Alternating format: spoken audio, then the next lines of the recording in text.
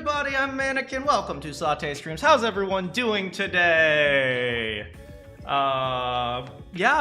Today I'm very excited because we get to play a game that I've wanted to play for a very long time called 9 Hours, 9 Persons, 9 Doors, which by the way is an awful title, but apparently people abbreviate it to 999, which is a great title. So today we're playing 999! Let's see who's here. Hi Randy, how's it going? Well, so much for playing myself. Well, you could probably play it alongside me. You're probably, if you played it straight through, you'll probably beat me because I'm only playing it every other stream. So, I mean, but welcome. The redhead in the earmuffs looks cute. She does look very cute. I'm very excited to meet her. Yeah, this series apparently is very popular. It's almost like a cult classic or something like that. Like it's like a big following like Danganronpa. Hopefully the fans aren't as rabid as Danganronpa fans, but apparently it's by the same company, Spike Chunsoft, so I'm really looking forward to playing it. Hey, how's it going, Penguin? There is no escape. You know, I was hoping I would escape, but the title of the game is Zero Escape, so I don't think we're going to escape. Will, hello! Kiyoma, hello! You put an I at the end. Eloy! Kaden, hello! Josh, hey, welcome, Josh! I'm busy, but you saw this, so hi. Hello! Well, thanks for stopping by, even if you are busy. Spike Chunsoft makes good games. I agree with that. Maybe their fan base not so much, but the games themselves are great. JRTRCT! Woo yeah, baby! That's what I've been waiting for! That's what it's all about! That's what I've been waiting for! That's what it's all about! I don't know how to do that. It's more popular in the US and in Japan, which is kind of odd. Maybe it's because of the girl in the cute earmuffs. I'm just saying. Sometimes my Japanese bros, they don't know cute girls if one smacked them in the face. But us US bros, we know cute girls. Oh, I'm saying. So, you haven't watched this game before. I may watch it in your math class. Apparently, this game has a lot of math in it, which is good because I know my math. Not really.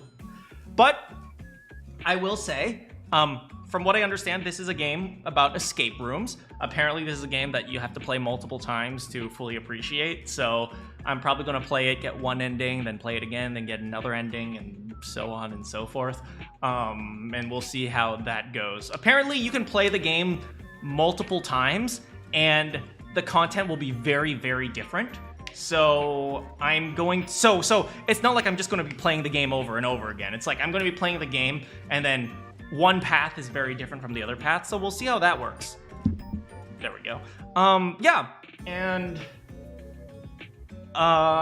So a little bit of a history about me. I love escape rooms, and I actually for quite a while I held 2 records on my local escape rooms. I'm not going to tell you, well, I don't live there anymore, but I'm not going to tell you exactly where because I don't want you guys to know exactly where I used to live. But yeah, I held 2 records. Apparently they've both been beaten now, which is just the destiny of records. But yeah, so I love freaking escape rooms, and I am an escape room expert and watch myself humiliate myself in this game. All right, you know what? That's enough rambling. Let's play 999. Your account got logged out on itself. How did that happen? Anyway. Okay, this is an old game apparently, and it's been ported to the PC, so I'm playing it with the controller, but I might also switch to mouse because apparently you have to use mouse for certain parts, and I don't know. But regardless, just in case I need it, because I know there's going to be a lot of puzzles, I have prepared our buddy Microsoft Paint. So in case I need the help of Microsoft Paint, Microsoft Paint is here. All right, here we go. Oh, how's the volume? I guess you guys can hear the beeping.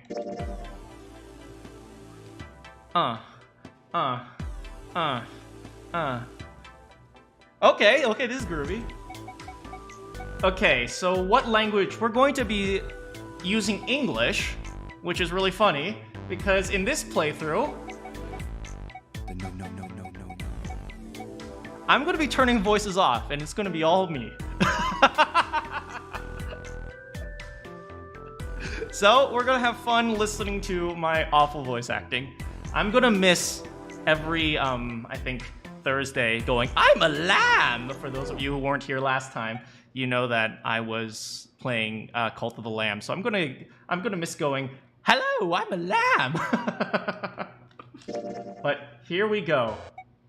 Which slot should we save in? 1, 2, 3, 4, 5, 6. Why are there 30 save slots? Who's gonna play this game 30 times? This game is old, so it's a DS game. Who's gonna play this game 30 anyway? I want to save here. Let me get a quick drink from Big Jug.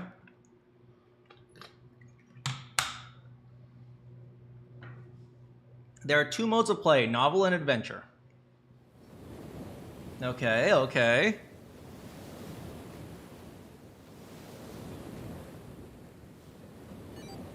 Nine, 8, 7. Smokestacks? Factory. 6, 5, 4. We're about to die, aren't we?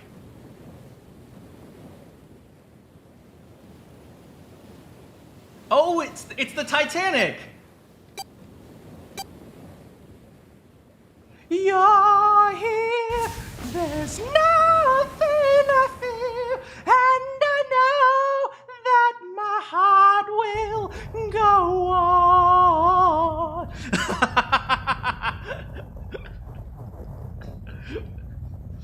All right. A loud noise startled Junpei awake, and his eyes snapped open. Oh, now voices!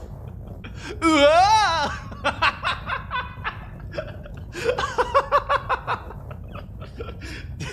I have to do the Shuichi voice?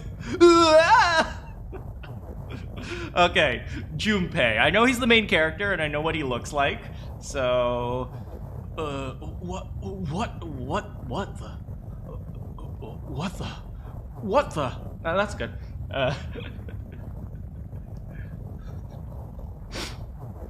What the? As they adjusted to the light, wait! I didn't read that! Crap, where's the... As they adjusted to the light, something happened. Ah! With a crack, Junpei's head connected with something metal. He rolled over and threw his hand to steady himself, but he found himself groping at empty air. Groping? Oh yeah, air. Oh, let me feel that. Whoa! His balance lost, and his still fuzzy mind struggling to understand what was going on. Junpei tumbled down to the cold gray floor. Oh, God damn it! Isaac Meza, thank you so much for subbing. Welcome. You know, if this game was just in visual novel form, all Junpei has said was and what the? That's all he has said this entire time. Your quality is kind of blurry. The screen is shaking, so yeah, it's a little bit blurry. A bed? I fell pretty far. Oh, that really hurt. Damn. My eyesight's kind of blurry. I must have hit my head. No, wait. That's not it. An earthquake? But it's shaking too fast for that. Oh, even the words? It looks okay on my end. Maybe you have to check your Wi-Fi connection. Like, my end seems to be doing just fine. Anyway.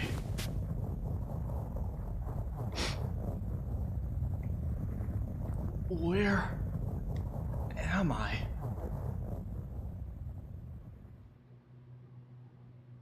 Wait. It stopped. This is what I do too. When I wake up in a random room, I just randomly talk to myself. Huh. Is it an earthquake? Junpei's such a dope.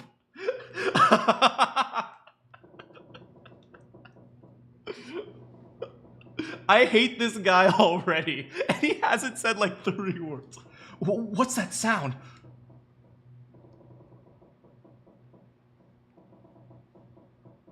Oh, bloody 5. That's 5?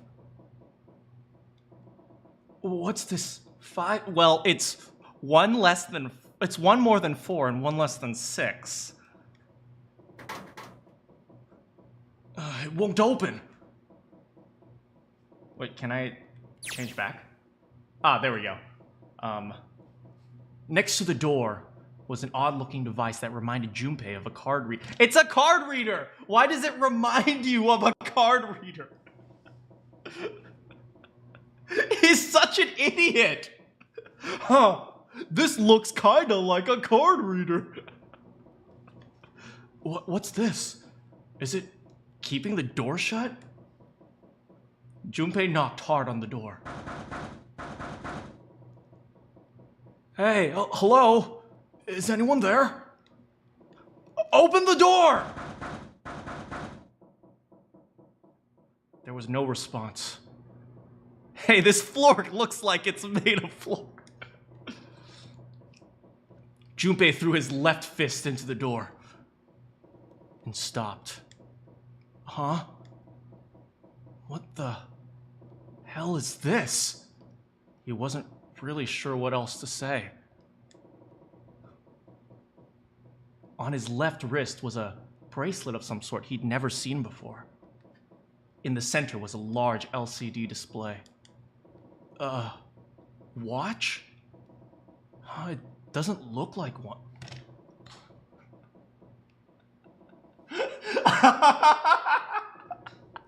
Junpei, you idiot! Does Junpei just walk into a room and says, that doesn't look like a watch?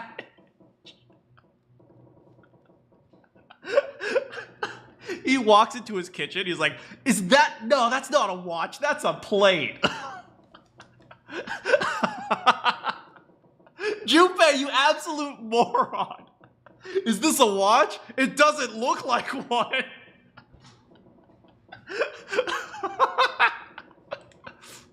5 minutes in, we know this guy is an idiot. 5. That's the same as the door. Oh my God, Junpei.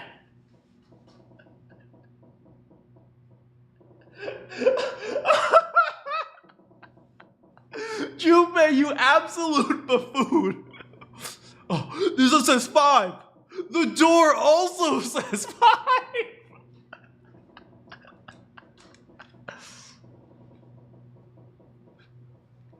True. The numbers were the same, but he had no idea what that might mean. Please tell me this is just another case of bad local. I don't think it's bad localization. I think the main character is just this much of an idiot. All he knew was it was strange and new, and he wanted it off. Don't be mean to Junpei. We are absolutely going to be mean to Junpei. Junpei flipped his hand over as if to remove a watch, but... What? It's not a watch, though. You're telling me something that doesn't look like a watch, I can't take off like a watch? What? On the other side of the bracelet was solid. No buckle, no clasp, nothing. He sighed and flipped the thing back over. There were a number of rivets around the rim of the face. Perhaps. Maybe pushing something on this will work. He pushed them, but nothing happened. It wasn't a watch. I can tell. I'm gonna love hating on Junpei this entire game. On a watch, they might be dialed for adjusting date or time. But this bracelet wasn't a watch.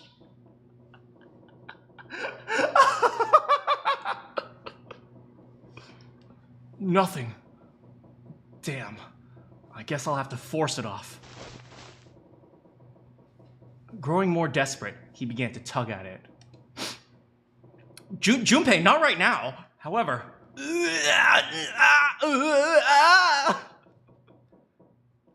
No good. This stupid thing won't come off. A steel ring ran from the face, around Junpei's wrist into the back of the face.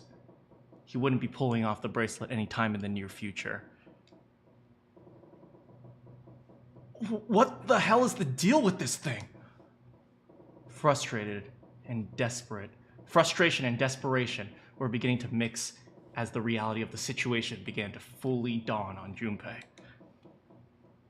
So much was happening, and none of it made sense. Junpei felt as if though he were about to explode. Where am I? This guy's making all the DR pro tags seem like Einstein. And why the hell am I here? Why? What the hell happened to me? Oh my! My head. Pain bloomed, but he did his best to shake it off. He raised his head. Oh. It was at that moment he noticed the window. This is... The window was round, rimmed in riveted brass, like a window from the earliest 20th century ship. We're on the Titanic. Hold on. Am I on a ship? Junpei walked slowly towards the window. He could see nothing beyond it but thick, impenetrable darkness. I can't see anything. If only it wasn't so dark outside. Junpei squinted, trying to see something. Anything. It was at that moment. Huh? What the... You've got to be kidding me! What the hell is going on here? Uh-oh.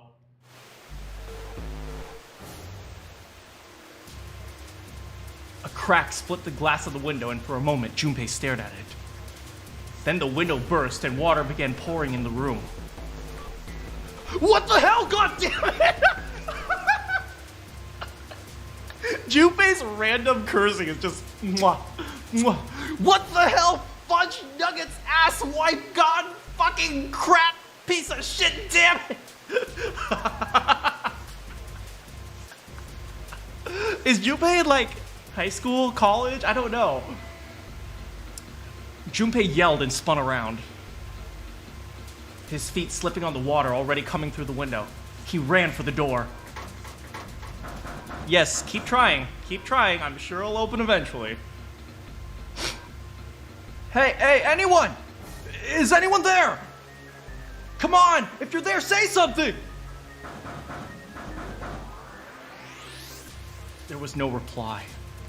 As Junpei screamed and pounded on the door, the water began to rise. Oh, dang! It went up fast! It's already at the bottom bunk! As Junpei screamed and pounded on the door, the water began to rise. It was now ankle deep on the floor and rising quickly towards his knees. He's gonna die. He's not smart enough to figure out how to get out of here. It's not yes! Generally, if there's a lot of water outside, it doesn't stop. Not good. Not good at all.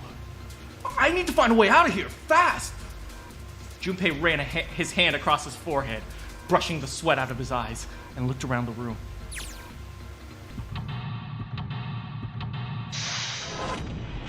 Oh! Seek a way out! Is this our first escape room? Oh, are we like 10 minutes in and we're in a life or death escape room? I love it. Okay, third class cabin. Dang. Junpei, you gotta go second business class at least. Come on.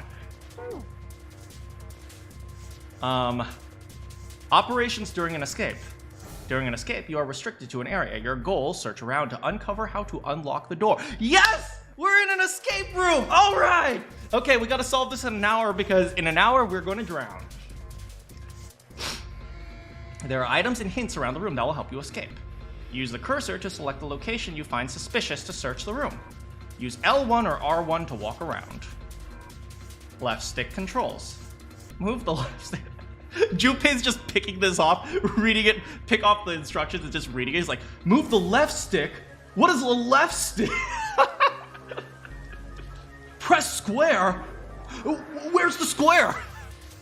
Press X to search. Oh, cool. Okay. L1 and R1. Oh, this is cool. Okay, so let's see. We can see the water, which is flowing out. Water just keeps pouring through the window. It's like a waterfall. Wow, it's like a waterfall. I don't think shoving something into the window is gonna stop the water. Junpei's trying this right now. He's just getting the towels and stuffing them in. In other words, if I don't want to die, I need to find a way out of this room. Wait, this is a towel. Let me try this. Junpei's grabbing the scotch tape that he has in his back pocket and just trying to tape up the window. All right, this is gonna work. Damn it, why didn't I buy Freddy Flex Seal? I have to figure this out. Okay. A table. Water is pouring onto it like a little waterfall. Even in life or death, Junpei is so descriptive. I don't see anything useful there. The sink. Oh, cool.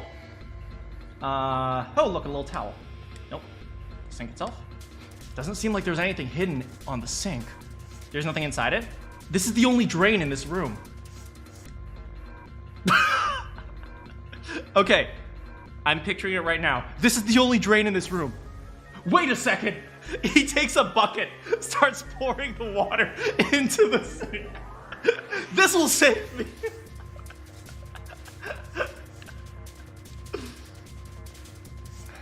About items. Once you've obtained an item, you'll be able to go into the item screen. Pressing triangle will take you there. Oh, cool. Oh, hey, look, you can rotate it and flip it around. Search? An old picture frame. There's a picture of a ship in it. There's screws keeping the back on. Wait, who screwed tight? Someone screwed tight a picture frame? Dang. All right, hopefully we can find a screwdriver. Investigate with an item. The items visible in the lower left is currently in hand. When you close the item screen, the last item selected will be in your hand. If you hold an item while investigating the room, you may trigger a reaction. Try switching out items in hand and searching for different places. Press that to quickly change. Okay. How's the sound, guys? Do you hear this incredibly stressful music? This is like the music of anxiety. This is like when you have five minutes left on a test. Everyone, 5 minutes left. Oh, damn it!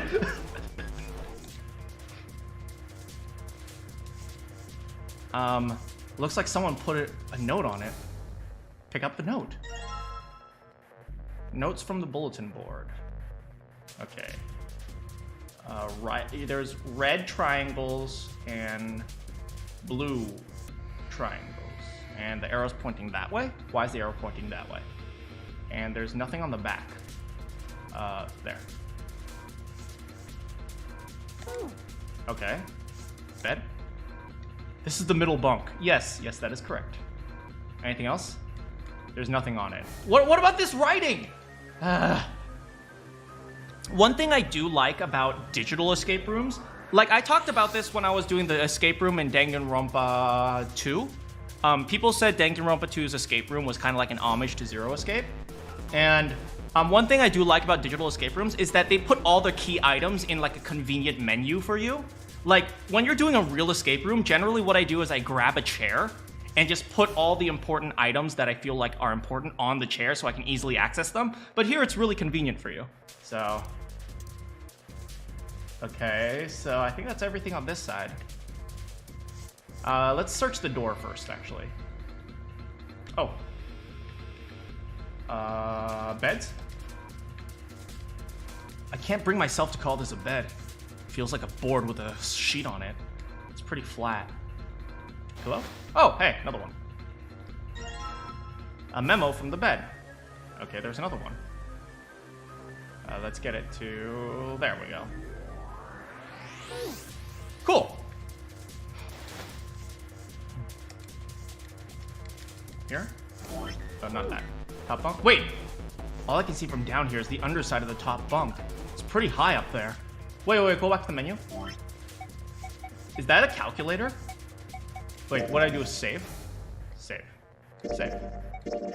Okay, sure, whatever. Oh, there's a suitcase. But let's go from right to left since I started on that side already. I guess that's a lever, huh? Maybe if I pull it. Hey, how's it going, Az? Well, it looks like pulling on the lever just makes a weird noise. Great. The light's still red. The display hasn't changed. Maybe if I make the light green, it'll work. Damn it! Why the hell isn't this thing opening? 5. Wait. 1, 2, 3, 4. 5. Okay, yes, I know what 5 means. 5, huh? What does it mean?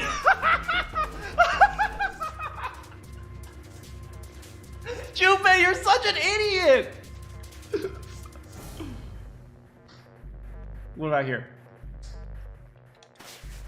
Oh, what is this? A red tape? A small key, red.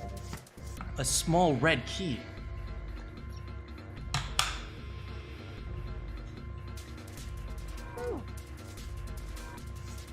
I should probably hold on to this key. Yes, you should, Junpei. Oh, that's what he looks like up close, huh? What's up with my face? I look like a zombie. Man, what the hell happened to me? How did I end up here? I left work, headed back to... Okay, so he's working, so maybe in his early 20s.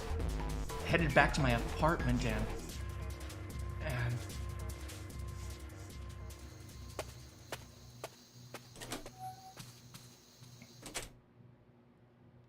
I'm back! Not like anyone will respond. Oh, that's sad. Dang. We need to get Junpei hooked up. We need to find him a girlfriend. Maybe he'll stop being such an idiot.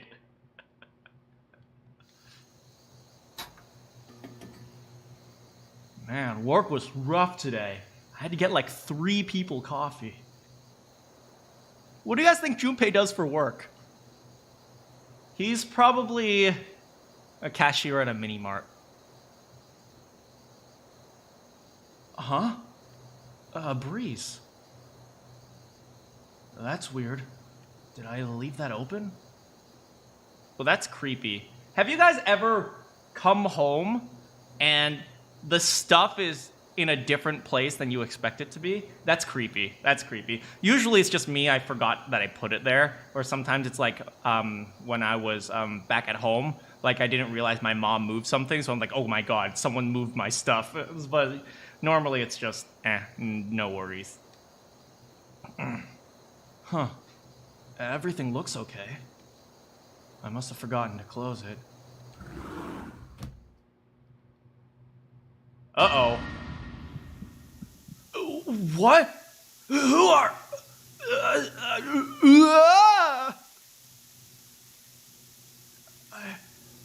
I can't...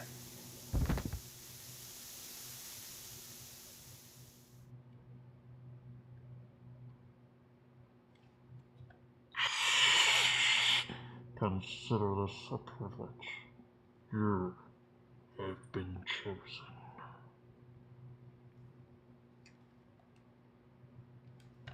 You are going to participate in a game. The Nonary Game. It's a game where you put your life on the line.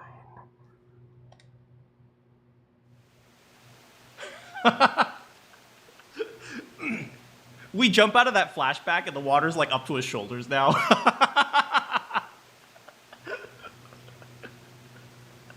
That's right. The guy with the gas mask.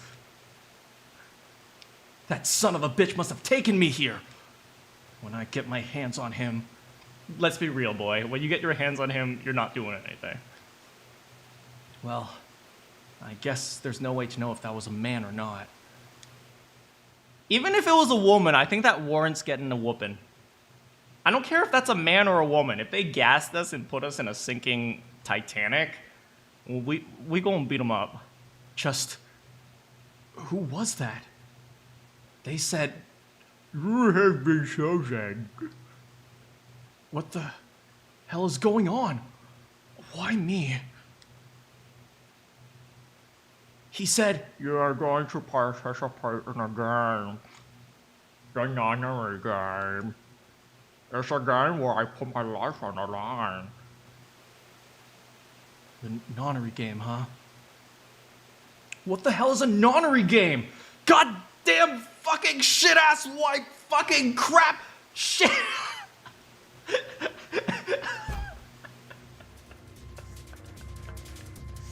Junpei's such a weirdo. Middle bunk. Do I go back now? Anything else?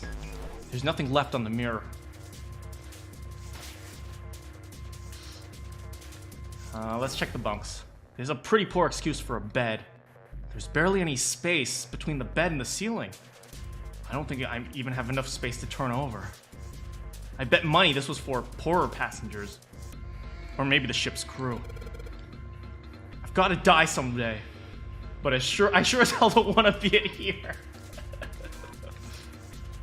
I've got it! If I pull off these sheets and shove them into the window, maybe that'll stop the water!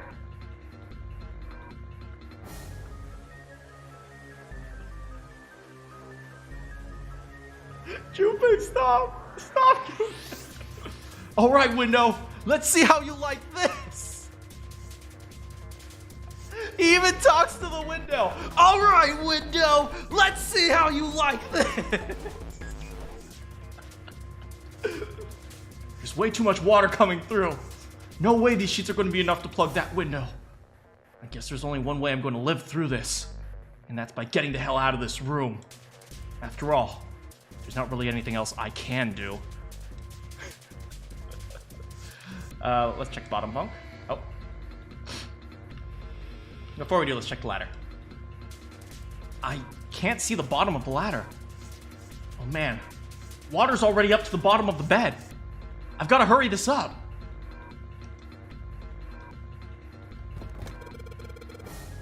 No dice. It's locked tight. Let's see if there's anything in the keyhole. Oh.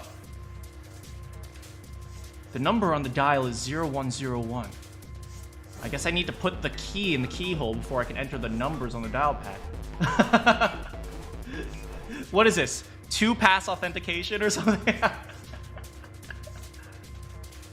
I know we don't have the key. Guess that means I need to find a different key about this size. Wait, what did it say? If the red key doesn't work... Oh, okay, I see.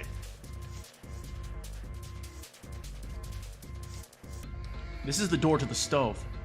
Well, it opens easily enough. Sure wish the door to get out of here was that easy to open. Oh, hey, screwdriver! All right, can we do... Okay, so combine triangle with this. Well, the screwdriver got those screws off easily enough. Here's the picture. Oh. Oh, hey, hello. Oh, come on, come on. No, no, come on. This is a lot harder than it looks. I'm trying to get it the right orient. No, stop. No. Oh my God. Why is this so hard? Okay, close enough. Close enough. Okay. Let's see. So 0, the blue is 0, 2, 6, 3. You can see that on the side there's blue and red, so I'm guessing the top 2 blue and the bottom 2 blue go together. So 0, 2, 6, 3. Okay, 0, 2, 6, 3. So that's the code. Combining items. We already did this. Select combine. If the 2 items can be combined, you'll receive a new item. If they can't, nothing will happen. Try out different combinations. A screwdriver, huh? Wonder why that's here. Junpei's in the process of unscrewing the screws. I wonder why they put the screwdriver here. Nothing interesting inside. Oh, middle bin. This. Anything in here? Well, it looks like it's my lucky day. Key? Yep, that's a key, all right. A little blue one. So this is probably the right key. All right, let's go back this way. Oh. Down. No. Oh, no. Wait, what was that? What is this? I have no idea what this is.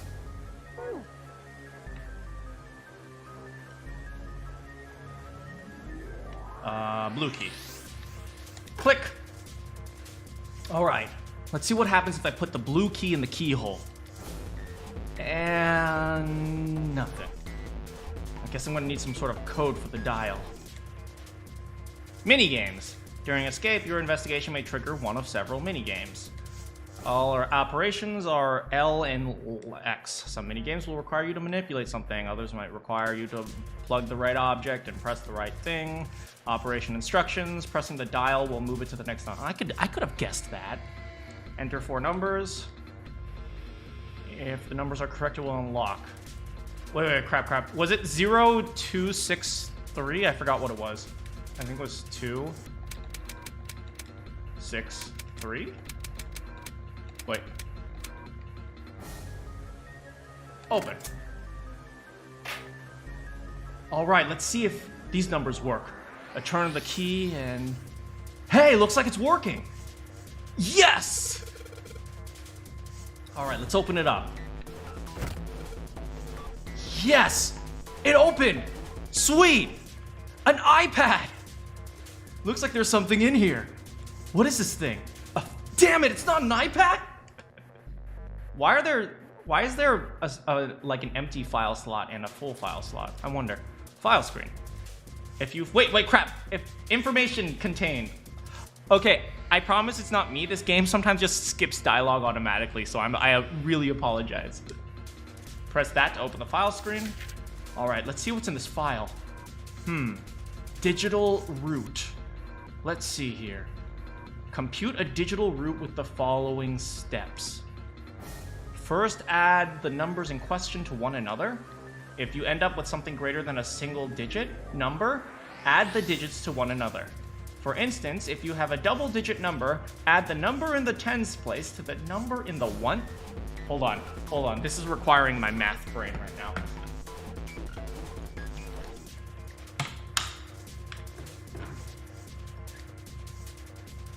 Keep adding digits in this maneuver until you have a single digit answer.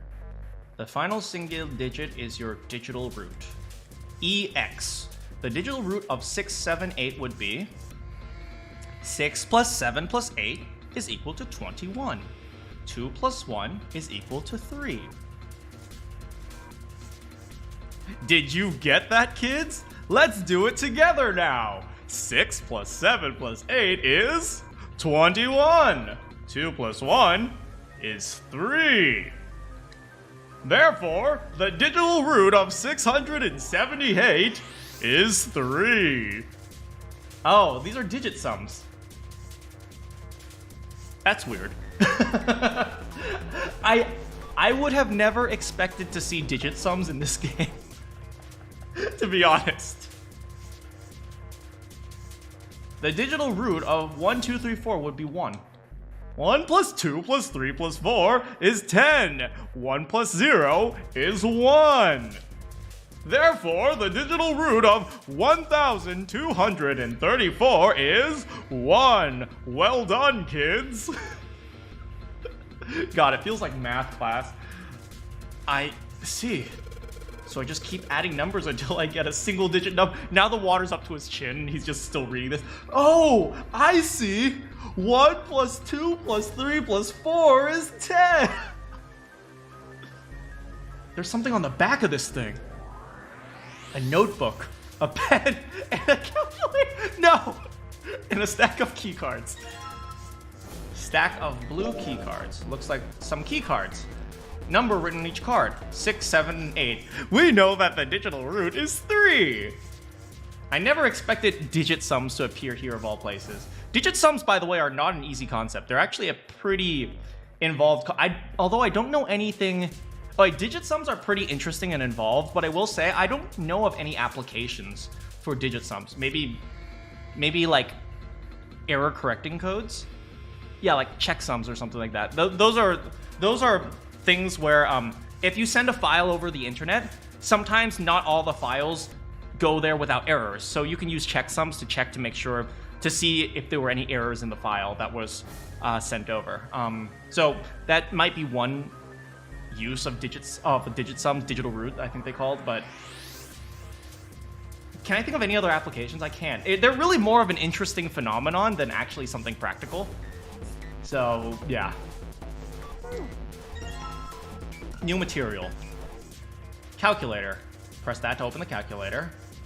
The calculator can also calculate digital roots, which will be important to the progression of this. Really? Really? Digital roots are randomly... Okay, sure.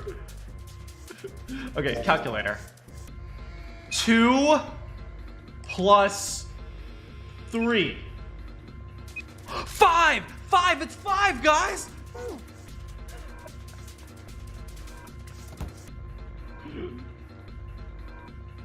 This is the ladder that goes up to the top. Why am I looking at this again?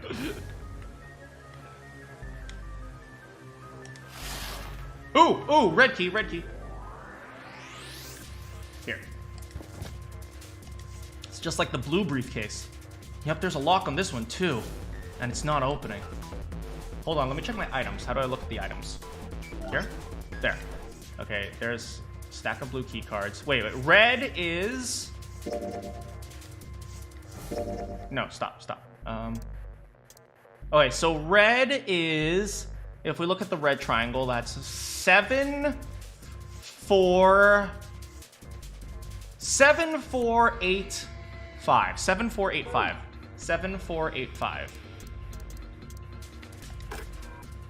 All right, let's stick that red key in there. It's not yes, it's not opening because you need the passcode. Come on, Junpei. In fact, it's not doing anything at all. I can't. This game is going to be so much suffering. I swear to God.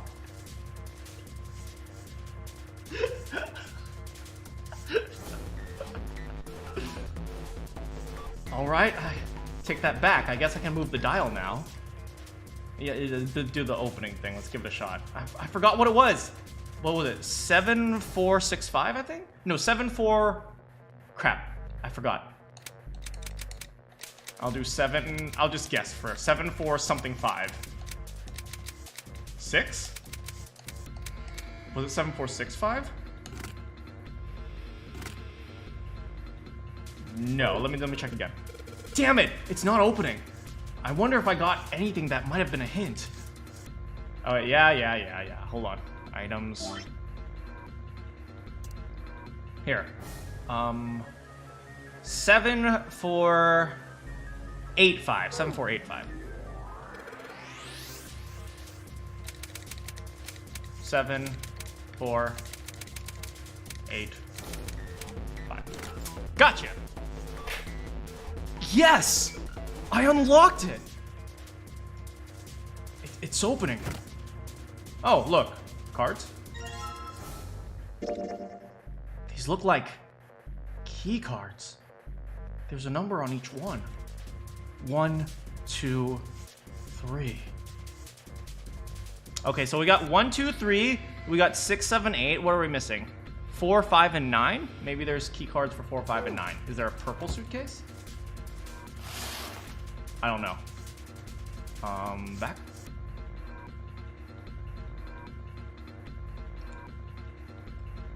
We haven't invested at the end of this side. There's a ladder that goes from the top ceiling so that you can get into all 3 bunks. Well, worst case scenario, I can just climb up. Thank you, Junpei. Yeah, yeah, right, like that's gonna work. Okay, so we got some key cards. Is there like a purple suitcase or something, or? No, I don't think so. Light? Well, it looks like we've got a light here. And electricity. Thank you, Junpei. Okay, let's try the cards. Oh, the red cards. Try that. These cards with numbers on them. I'm pretty sure this is where I'm supposed to use them. All right, let's slide these cards and see if they work. And... okay, it's working. Okay, so we can influence this with the cards. Huh? What if we just, like, stand in the room? Maybe we drown, I don't know. It's not working. Why? Damn it! No, that's not right. I still have cards I haven't used. Okay, so you want me to reuse the blue cards now? Damn it! Not again! There aren't any more cards in here. I've only got one other hint. Of course! The files! That file says something about a digital root. A digital root. The digital root, huh? What am I supposed to do with... There's a 5 on... There's a 5 on that door. Do I have to get a digital root of 5? I'm not really sure about this. Whatever, it's worth a shot. Let's see. If this works... I'll just slide the cards that give me a digital root of 5 through the reader. Operating instructions. Use L, select 3 cards, okay.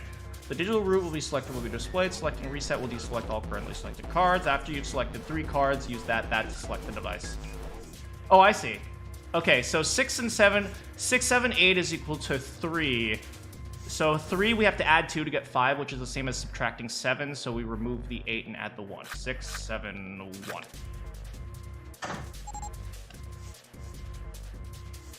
Alright, I think this is gonna work. There we go. That's a new noise. Huh? Did it just unlock? Well, the light was red, and now it's blue. I love this guy. He's so dumb. No doubt about it. There's nothing keeping me in here now. Time to go!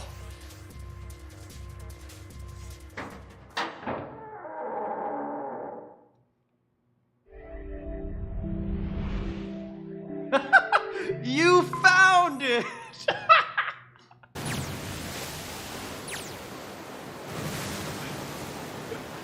It's not, you found the exit. It's not like, you found the way out. It's, you found it! What did we find? What did we find? I'm gonna love this game.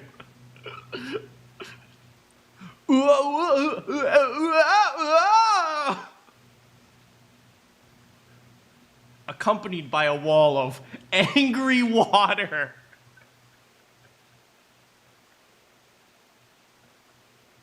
God damn it, Junpei, why are you in the... Go away!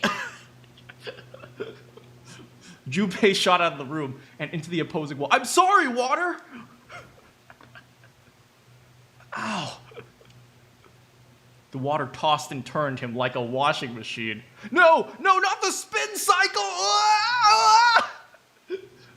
And he only stopped rolling when he hit his head on the wall. Ugh! My head.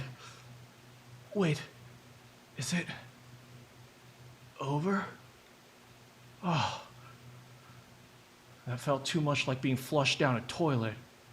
Damn, Junpei absolutely knows what it's like to be flushed down a toilet. Junpei definitely got bullied all throughout high school.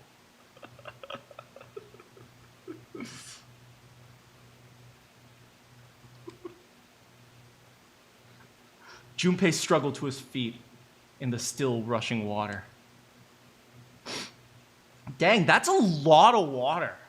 Well, better than drowning, I guess. Am I in a hallway? The water that had followed him out of the room was rapidly pouring out the door. It flowed quickly down the hall and slammed into the foot of the short flight of stairs. Oh, just 5 steps, in fact. At the top of the short staircase. A door! Another door! Well, actually, there are lots of doors if you just look around. Damn this water! Let me go!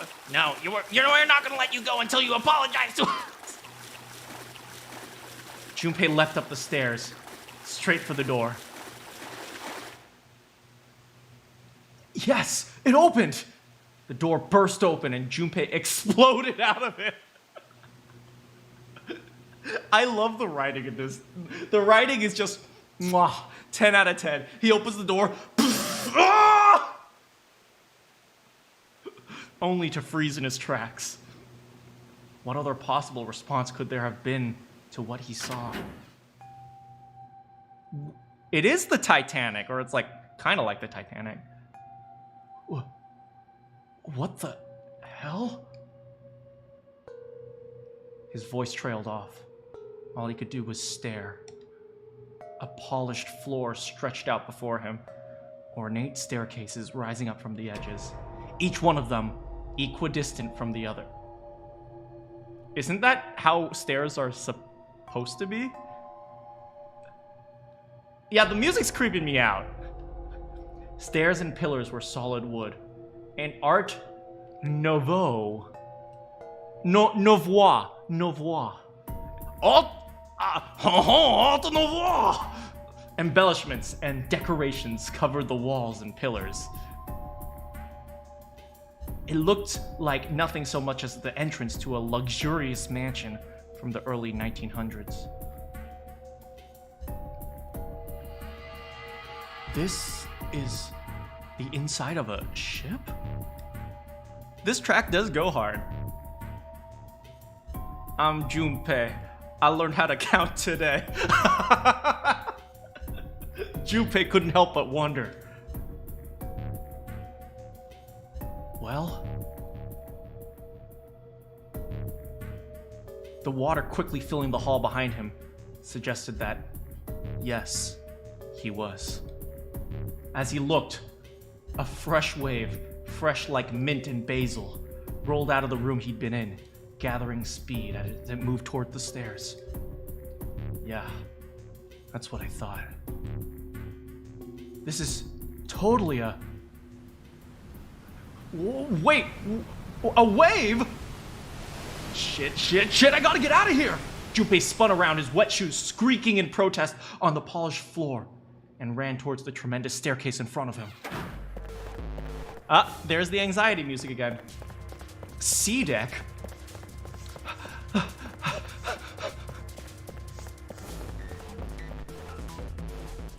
B deck! Hurry, because I know what the next one will be! As he ran, he glanced quickly at the plates mounted on the wall, denoting the decks of the ship. A deck's next!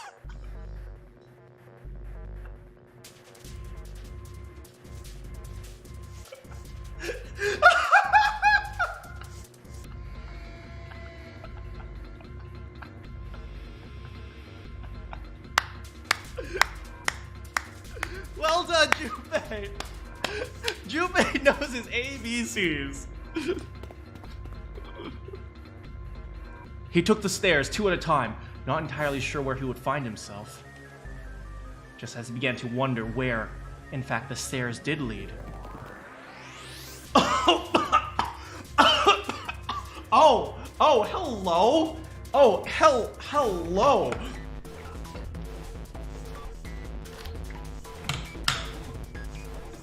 I did not expect that. Why, hello there. Man with a beanie, you are looking so strong today. Mwah. Beanie man, oh, give me some bro love right now. What? I was talking about the man in the beanie. What did you guys think I was talking about?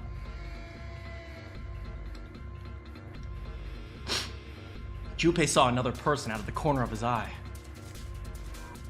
People.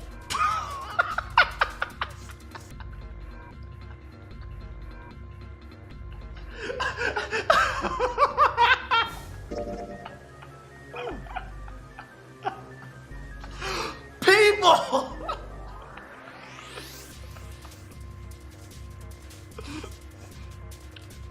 I swear, to any new viewers, they just look at me, I'm just laughing maniacally at a visual. But this is so good! He stopped short, nearly tripping over the next stair, and looked, because of the beautiful woman standing right in front of him. But it wasn't just one person he'd seen. On the landing, to the left of the stairs, there were 4 people staring at him, but he was only staring at one in particular. The man in the beanie up top. Oh, hi there! Oh, hello! Man with tie, you looking really nice today. Look at you, man with tie. And on the right side, 3 more. A lot of people!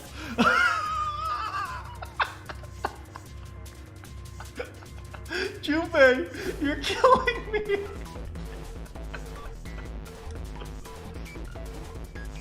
All told, there were 7 of them. Well, there has to be one more because altogether there are 8, right? Which means there has to be 9 people. It looked as if they had been on their way down the stairs.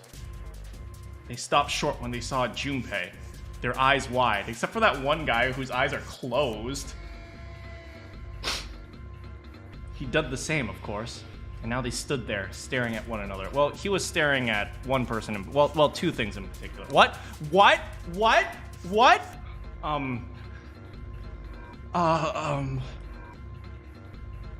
Junpei didn't move. One foot placed awkwardly on the next step in the middle of a stride. Who were these people?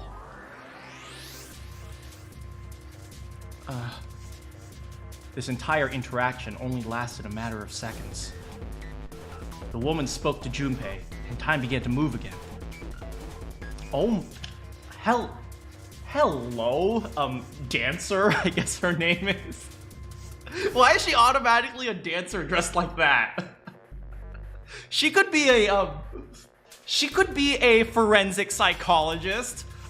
Why do you just assume that she's a dancer? Oh, that is sexist, Junpei. Oh, now I have to come up with voices.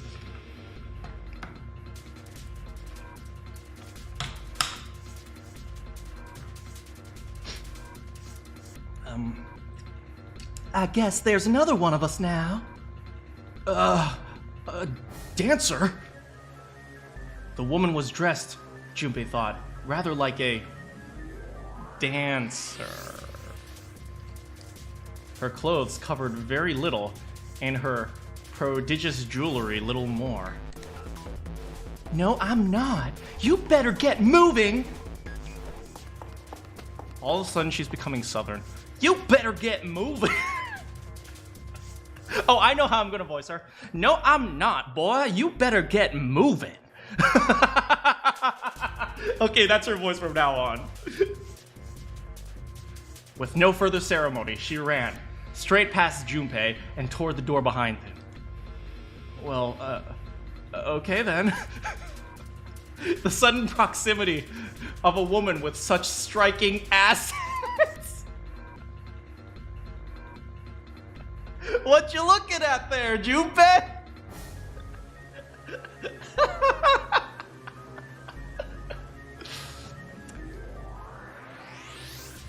Left Junpei momentarily stunned. But the others wasted no time and quickly followed the strange woman. Silver hair? Huh? The first to pass Junpei was a young man with silver hair. He threw a quick glance in Junpei's direction as he ran, muttering. Hey, how's it going? My name's Rantaro Amami. I can't remember my ultimate. It's one of us, huh? What? Nothing. Following him was an older man with his calm face, without fear. Soft wrinkles sprouted from his eyes, and he came in close enough as he passed for Junpei to see wisps of gray in his hair. He came close enough as he passed for Junpei to see wisps of gray in his hair. That was a complicated sentence. His composure and shock of hair struck Junpei rather like that of an elderly lion. Are these their names now? We got Silver, we got Lion, we got Dancer. Going up won't do good though. Hey, there are 2 doors, but neither will open. Hold on. The doors won't open? Oh my god, she is adorable. Oh.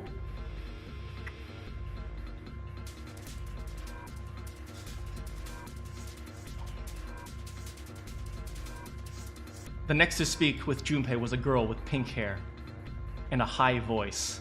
A high voice? Uh-oh. Come on! Aren't you coming? You gotta hurry! Her small hand was wrapped around the wrist of another man. His eyes were closed, almost as though he were sleeping. Ooh, is he like the psychic? His features were graceful, almost serene, and he was dressed rather elegantly for someone his age. Something about his posture seemed very refined, and Junpei couldn't help feeling he was noble and dignified somehow. He's certainly never seen one, but this man seemed like what Junpei always imagined a prince would be. Okay, so what we got? We got Dancer, Silver, Lion, Pink, and Prince. That's the 9 of us then. All the cards are in hand.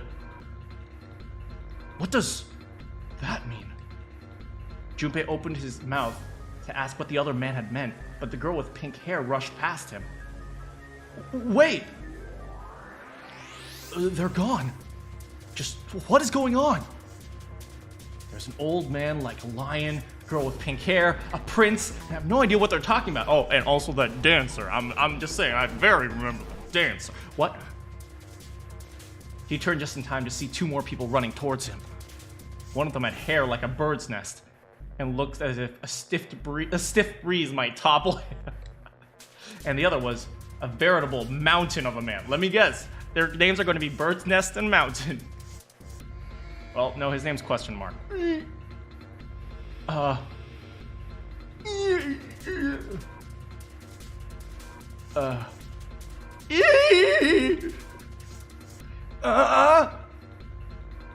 The scrawny one scuttled past you. Well, that was a dialogue. Past Junpei as though he was running from something. What was that all about? This one's interesting. I don't want to just give him a generic, what the hell are you talking? That's too generic.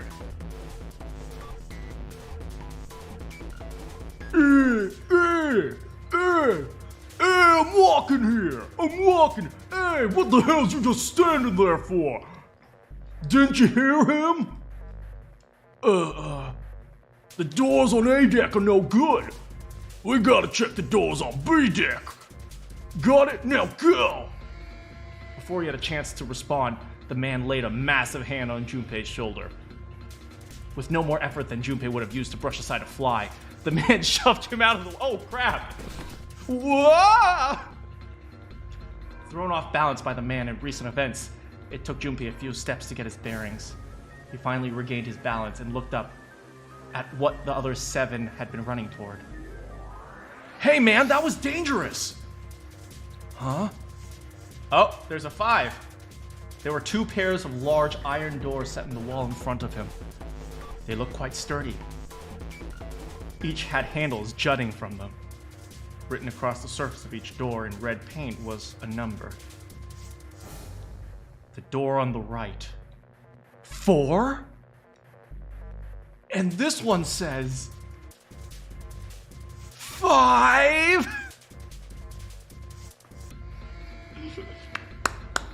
Thank you, Junpei. They're the same. The guy Junpei had decided to call Silver was mumbling to himself. The room I woke up in had a number on the door just like that one. You too. With an arched eyebrow, the lion looked over at Silver. My soul was saved. Number upon door. I open, run down hallway outside. Find myself in grand room full of staff. As suspect, rest of you. It was as though the floodgates had opened. They all began to talk at once. Me too. Same for me. There was a door with a number on it. It soon became clear that each one of them had woken in a room with a locked... It soon became clear that each one of them had awoken in a room with a locked door and solved a puzzle to escape. They'd all ended up in the same room. How did Big Guy get out? I don't think he's smart enough to figure that. Am I judging based on appearances? I'm sorry. Almost as though they had been guided there. Yeah, we all saw the same thing. That's not important. We need to hurry. You think I don't know that, lady? Before the dancer had time to finish, Silver was already running. Open! Damn it! He grabbed hold of the door labeled 5 and pulled. However... Fuck! It's not opening. Damn thing won't even budge. Out of my way. Mountain grabbed Silver's shoulder and tossed him aside. His path cleared, he took a few steps back, then threw himself at the door.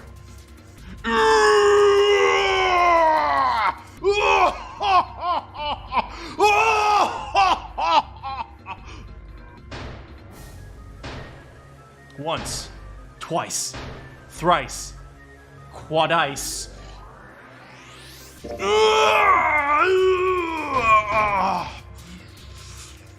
The door shook as his body slammed into it, but showed no signs of breaking or opening. The mountain threw himself at the door again. A body slam from a guy that big didn't even budge it. There must be some other way. Junpei turned towards door 4. Next to the door, on the wall, was a small box. This looks like the device next to the door in that room earlier. So this means this door is probably locked too. Well, it says vacant, so maybe you should knock just to make sure no one's going potty in there. But still, he had to check. Junpei grabbed a handle and threw all his weight onto it. God! It was locked as tight as the door next to it, as he suspected. Damn it! Damn fucking cock! Fucking sucking bitch! Cock ass wipe! Junpei punched the door. It didn't respond. Are there any other doors? He barely finished the thought when the C-deck plate he'd passed on his way sprang, unbidden to his mind. His body moved before he had time to think. Junpei tunneled and ran back toward the stairs. Turned and ran back toward the stairs. He had scarcely taken a step when, at the top of the stairs, next to an ornate clock embedded in the wall, he saw a person. It was a girl. Is this Junpei now falling in love? I wanted him to love the dancer. She looked to be the same age as Junpei.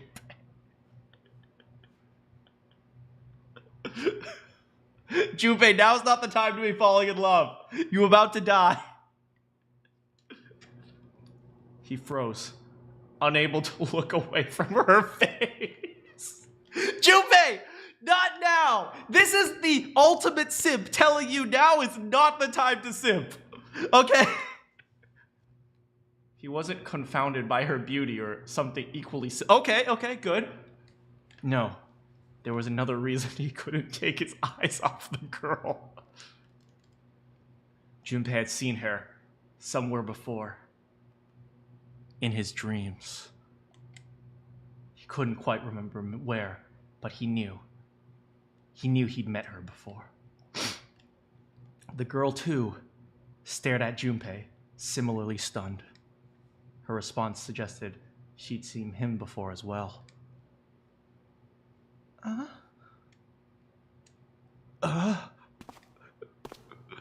Without saying a word, Junpei walked slowly towards her, dazed by her miraculous beauty, her eyes in which he could stare into. She didn't move. It was almost as though she was held in place by some sort of magic spell. As Junpei stepped onto her landing, the spell broke.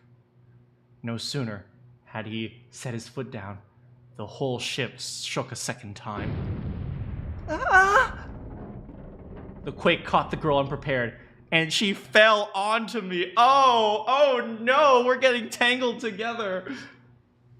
Watch out! Moving on instinct, Junpei leapt to catch her.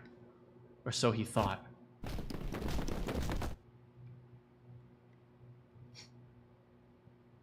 Oh.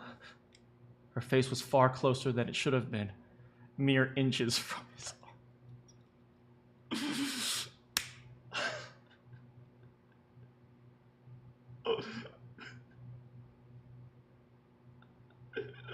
It's not my fault right now, okay? I'm not trying to simp. I would have gone for the girl with the earmuffs, okay? But Junpei wants this girl.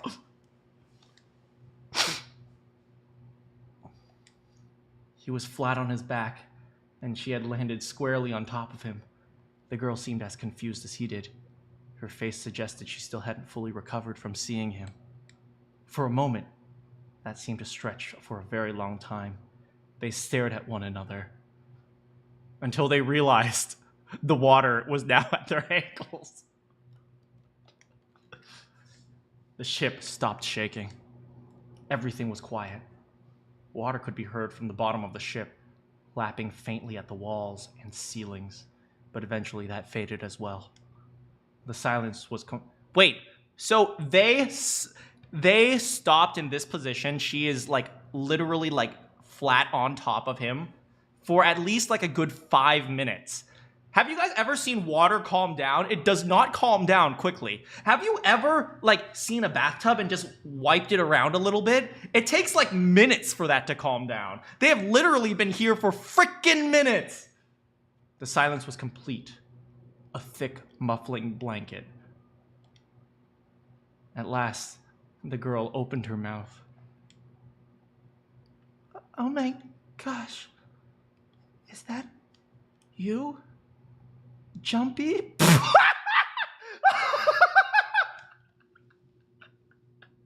Jumpy!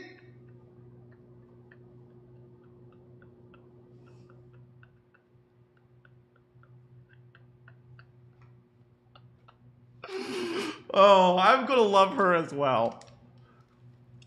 Jumpy. Jumpy.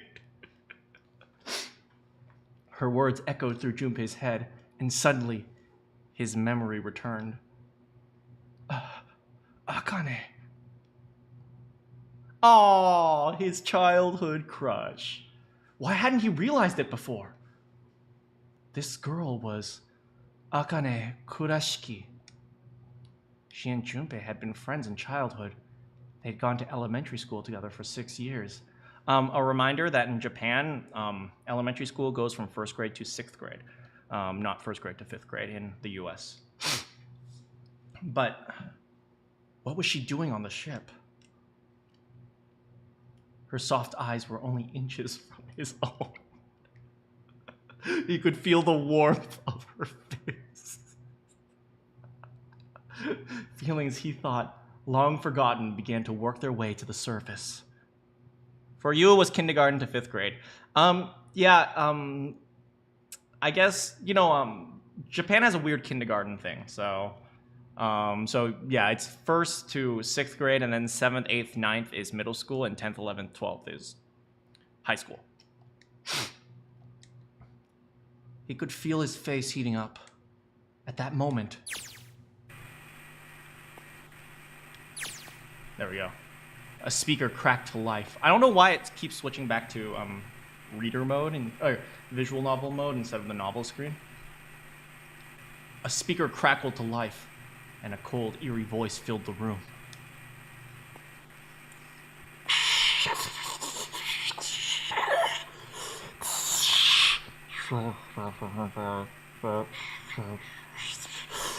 I welcome you all from the bottom of my heart to my vessel. What?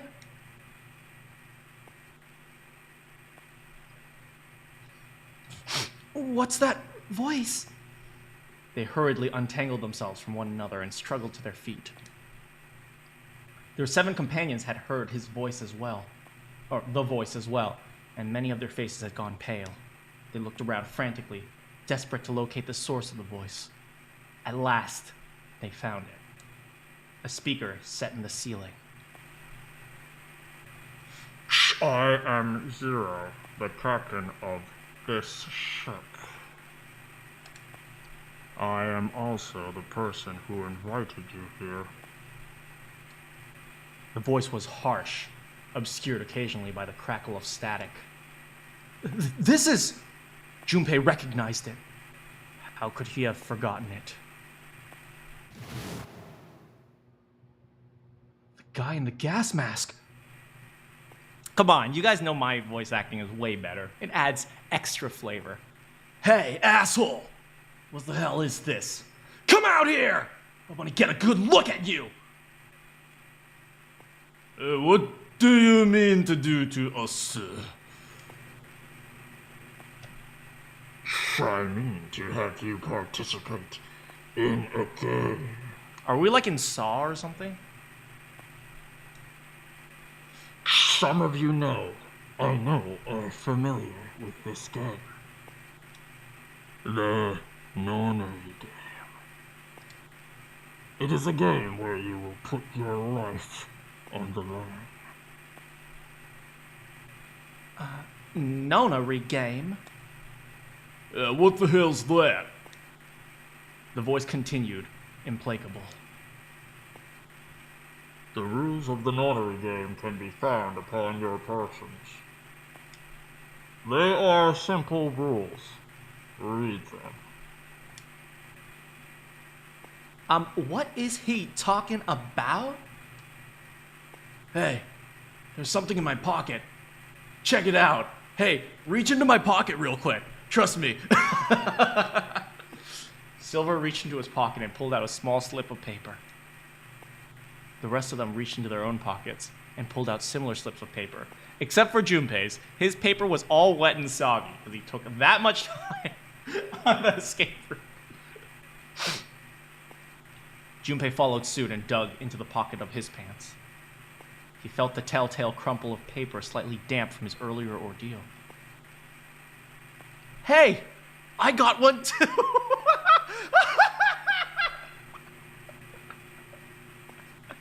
Yeah, I know, we all got one. Yeah, but me too! It seems Zero have seen fit to grace us with a letter. Do you mind reading it to us, young man? His request had been delivered to Junpei, who, after a short moment of surprise, did as he asked. On this ship, you'll find a handful of doors emblazoned with numbers. We'll call them the Number Door.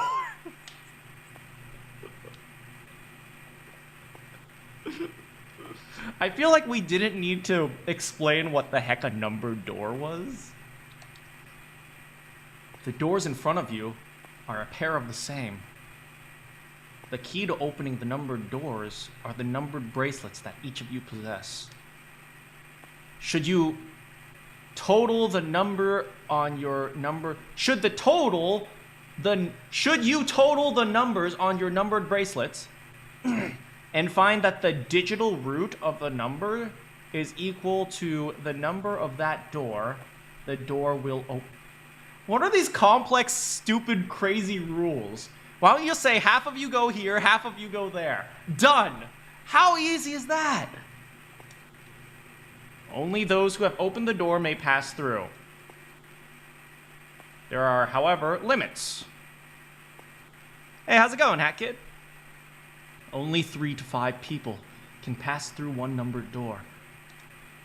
All those who enter must leave, and all who enter must contribute. No, seriously, they could have simplified this a lot. Half of you go here, half of you go here. It's so easy. So much easier. So if this thing on my arm is a bracelet, you're telling me it's not a watch? It looked like everyone else had one as well. And had come to much the same conclusion. The purpose of this game is simple. Leave this ship alive. It is hidden, but an exit can be found. Seek a way out. Seek a door that carries 9. There is one last thing I must tell you. As you have no doubt surmised, this ship has begun to sink. On April 14th, 1912, the famous ocean liner crashed into an iceberg. Have you ever heard that song by Celine Dion? You're here, there's nothing to fear, and I know that my heart will go on. It was a good movie. After remaining afloat for 2 hours and 40 minutes, it sank beneath the waters of the North Atlantic. I will give you more time. 9 hours. After all, that is the time it says on the box, 9 hours. That is the time you will be given to make your escape. The voice finished. The speaker went silent. I hear a bell. I think it's coming from over by the stairs. Is pink hair just the new embodiment of Monica? It's the clock. It's telling us the time.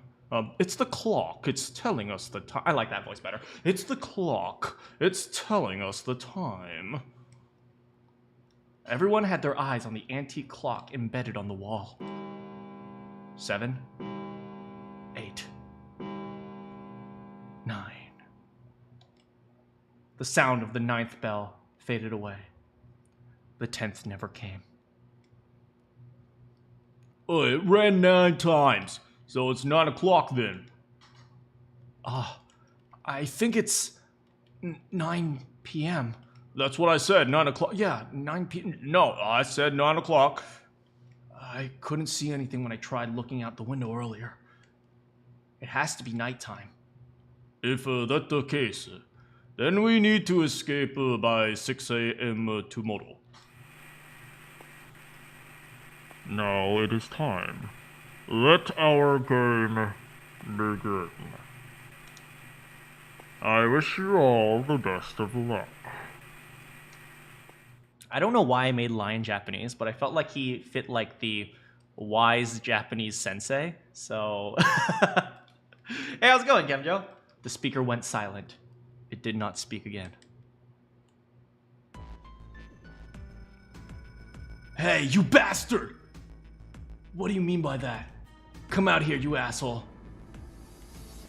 Oh, it was an exclamation point. Come out here, you asshole! That Rantaro guy won't stop shouting. And the others. Yeah.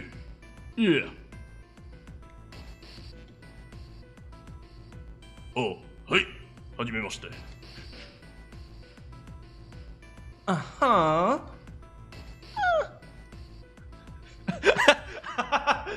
That was Akane's voice. For some reason, Akane reminds me of a chihuahua.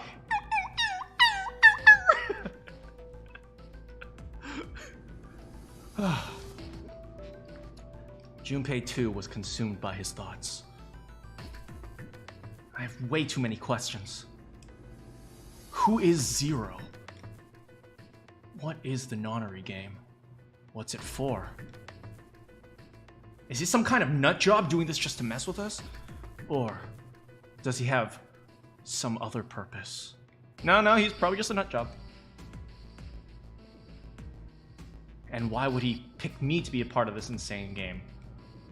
And the others? Why are these 8 people here? It's John Kramer doing games again. I guess so. And the most confusing of them all. Why is Akane so pretty? Why is Akane here? I haven't seen her since elementary school. Why her? Why am I still crushing on someone I only knew in 5th grade? Coincidence? No, there's no way. There has to be a reason.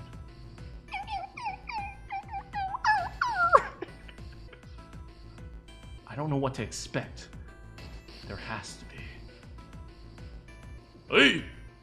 Ine! The lion's voice seemed oddly loud in the silence. Standing around won't do any good though. Best we move, don't you think? Get moving? Are you planning to open the numbered doors? Hey, entertaining. Hey there, wait here for a second. Oh, you big man. Oh, think you all manly now that you a manly man. But us woman, we ain't listening to no man. Don't tell me you actually going to do what this Zero says. No. Wakane. The lion shook his head, mildly annoyed. I am saying, let's find other outdoor. After all, we haven't really examined place yet. A lot of heart. We, what? Where have we not looked? Everyone searched A deck already. Yeah, we were kind of in a rush though, so we probably missed some things. Why don't we check out the lower floors first? We should see how deep this place goes. Yeah, I can work with that. Then let go. Hey everyone, you all flooded in now. How are you guys doing? C deck. Wow. What the hell? It is completely submerged. Damn. Dancer is hot. I mean, if the water level keeps rising, we gon' drown. No, I don't believe that's something we have to worry about. The prince knelt down and gently drew his hand across it. See, the water's not flowing. That means the origin of the water has been stopped. I thought the floor was just really reflective. Perhaps this Zero fellow just used some sort of remote control to seal a watertight door lower down. He said that our time limit was 9 hours after all. In other words, this water won't rise for 9 hours. What a smart guy. You know, by the way, that is actually the Titanic sinking mechanism. For those of you who don't know, the Titanic was claimed, for those of you who only watched like the Titanic movie or heard about it from stories, the Titanic was actually claimed to be an unsinkable ship. And the reason for that was because in the engine room, which was, you know, at the very bottom is generally where you get most likely scratches or scrapes, which causes floodings and ships to sink. They had a safety mechanism where when they caught any when they saw any flooding of water, what they would do is they would seal locked doors. And these locked doors would seal up the hole. And, well, their claim was that 4 of these compartments can fill with water and nothing would go wrong. Of course, they were idiots and they went full steam ahead into an iceberg. and it caused like 7 of the compartments to flood or something like that, and that's how the Titanic sank. It was a combination of just plain arrogance and really bad nautical directions, from what I understand. Hey, then you're saying we won't sink then? Well, that may be a little too optimistic. No point to wishful thinking. Ugh, that's depressing. If we don't determine a way to advance from this point, though, we stuck on A deck and C deck. Only Americans can sink an unsinkable ship. Wait, wasn't the Titanic a UK ship? Was the Titanic an American ship? No, I think it was I was probably an American ship. Wait, was it an American ship or was it a UK ship? It might have been an American ship that was going to the UK. I don't remember. I don't remember the details. Hey, it looks that way. Hey, hold on. How about we check C deck before we jump to any conclusions? We might find something there. You're right. I think we should look at the metal doors by this pretty big staircase. They're suspicious. No numbers on either door, and I don't see any authentication device either. Nope, it's locked. This one too? Damn! None of the other doors are opening. Headed from UK to NYC. I don't know where Southampton is, so I'm just gonna say UK. Sorry. Hey, over there. There's another door behind the stairs. This one not to open either. Hey, we'll see about that. Hey, old man, give me a hand. Using the force. Hey, ikuzo!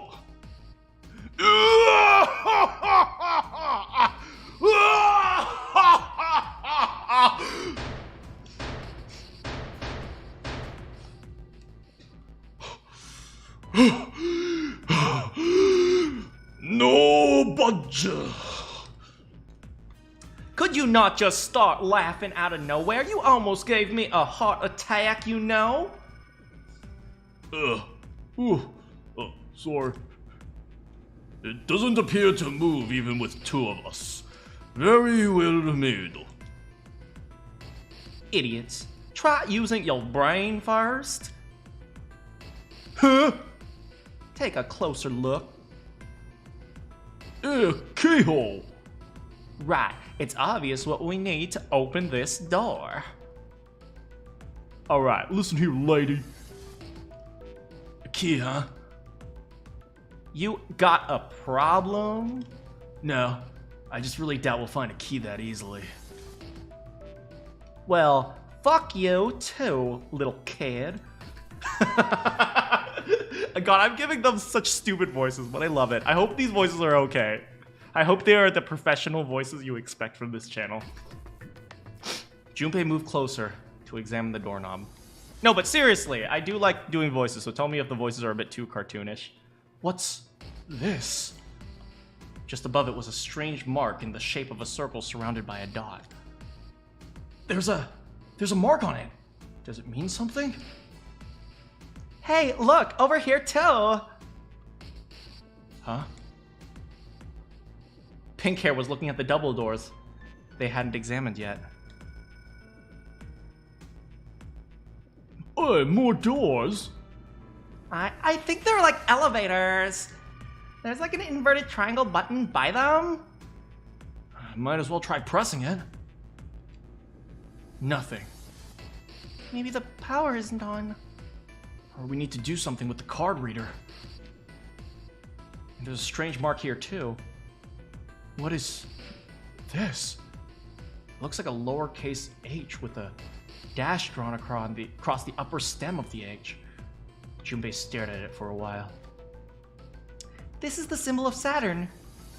It's an astrological symbol. Is she into astrology? Boy, get over this crush and leave. Break up with Akane right now. You gone. You go. Bye-bye, Akane. You stand over there. I'm gonna hang out here with pink hair.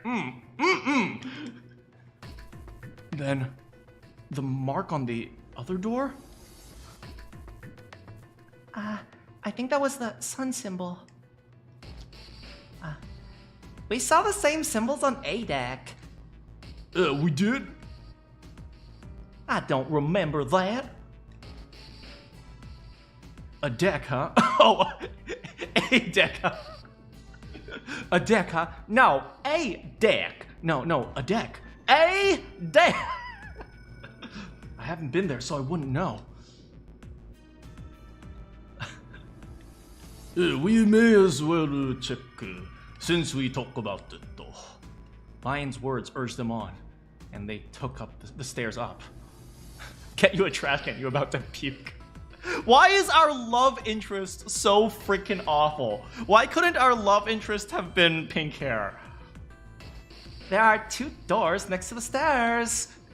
The one on the left has a keyhole with a similar symbol engraved on it.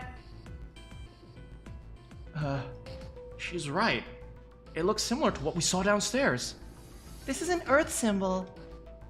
The horizon line represents the equator, and the vertical one represents the prime meridian. It's really suspicious how Akane, aka our love interest, aka the girl who knows all the astrological symbols, somehow knows every single thing about every single door. I wonder who the bad guy is.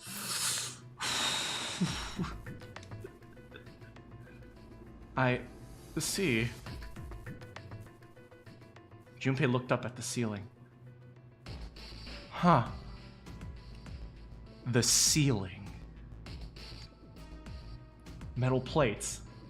As if it's covering something up. Perhaps it was a dome of some kind. Oop, oop, oop, oop. I wish we could get out through there. Hey, be realistic. We need a lot of explosives to open that. The windows, too. They're all covered up. There were several windows along both sides of the ship, or at least there had been. They, too, were covered with metal plates. In other words,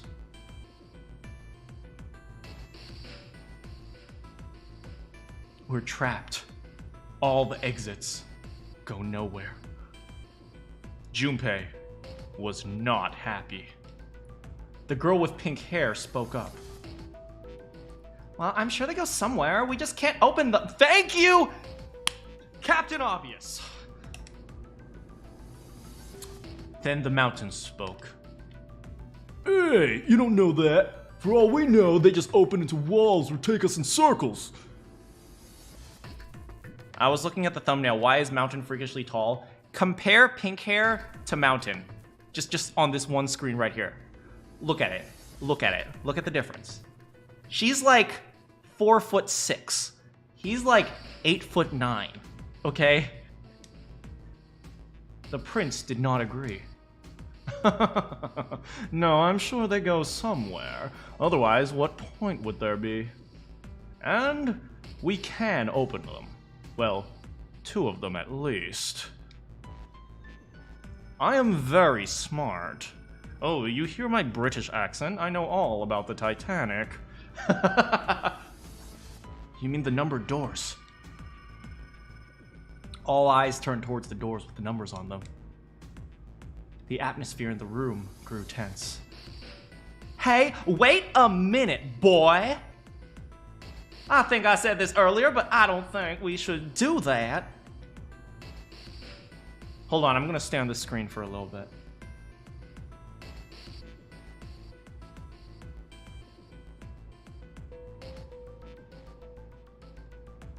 What? Sorry.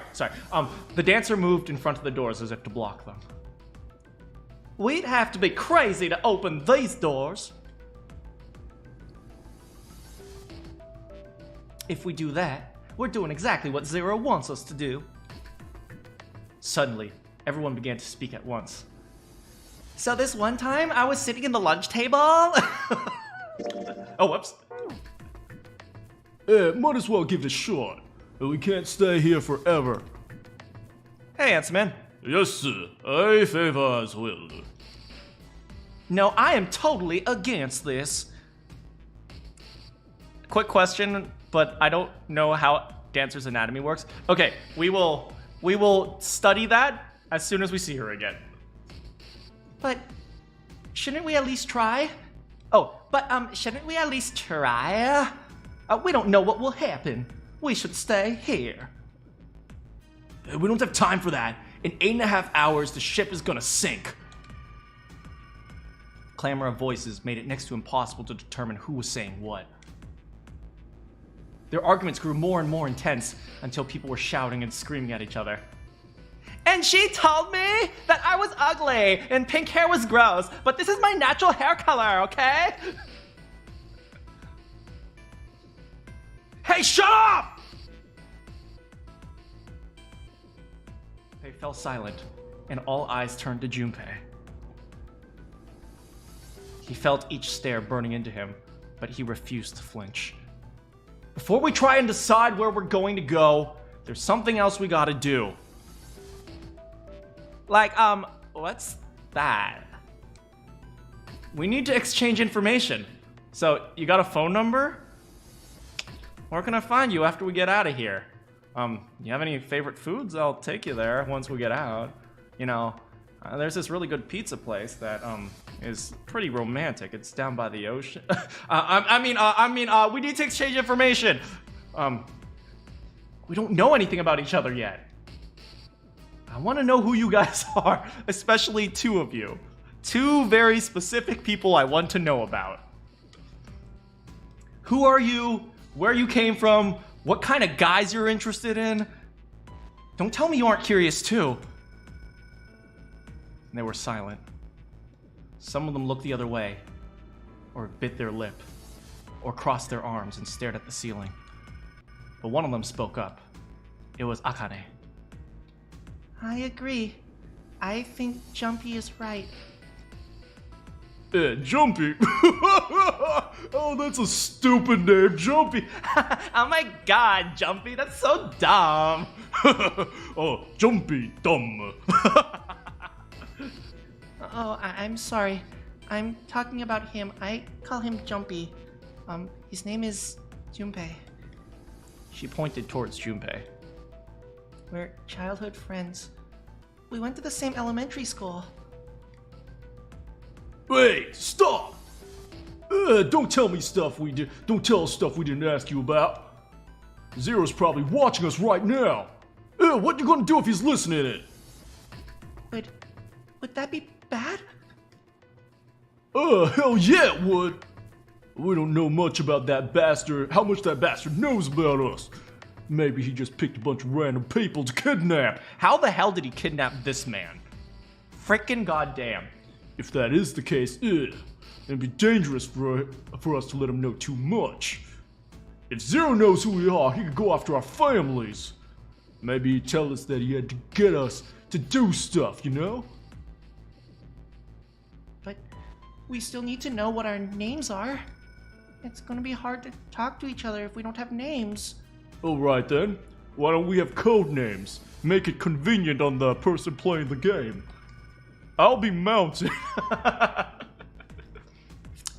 I'd be extremely intimidated by Mountain specifically. Bro, Mountain would be my best bro like this. I love this man. He my big strong man. To him, apparently, it seemed like the obvious solution. Code names? Yeah, we'll each pick something. Like, I'll be, 7. 7? Why are you 7?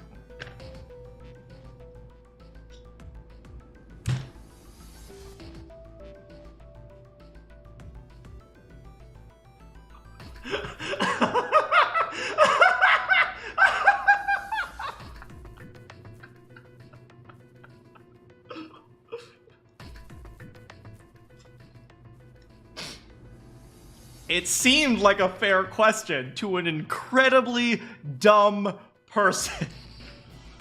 The Mountain stuck out his left arm. 'Cause this bracelet says L on it. Oh, I get it, yeah. Hey, that seems like a good idea. He smirked.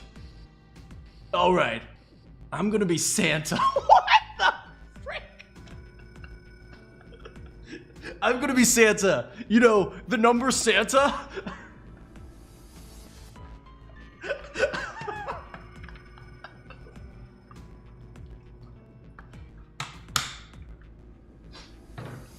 Alright, pink hair, you be extra good to me, or I'll give you coal this year. Any of you chumps know Japanese? It's not like this game is Japanese or anything, so we should automatically know that. Well, San means 3. So I'll be Santa. You know, like Santa Claus. It doesn't work. I'm sorry, it doesn't work in translation. Then your bracelet number. Yeah. It's got a 3 on it. Good job, Grandpa. Just like the mountain had done, Silver thrust out his left hand.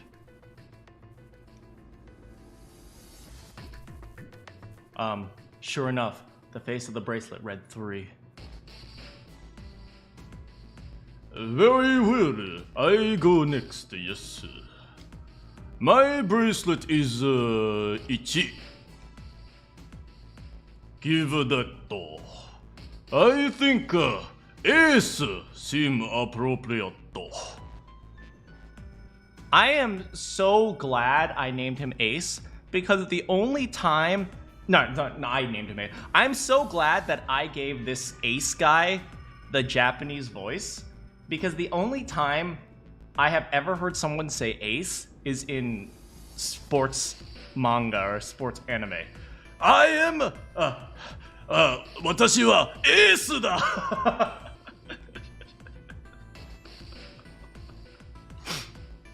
Alright, I'll be Lotus then. As I'm sure you all know, it has 8 petals. Does a lotus have 8 petals? I have no idea. Which means, of course, that my bracelet number is 8. I would appreciate it if you called me Snake. You know, the number Snake. Oh, it's a very nice number. How are they coming up with these stupid names? My bracelet number is 2. You know, a snake looks like the number 2. Since Ace has chosen cards, then I choose dice, snake eyes, clearly, which is particularly relevant given that I am blind. Say what now?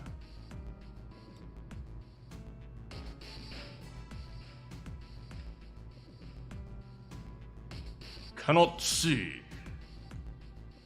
I knew it.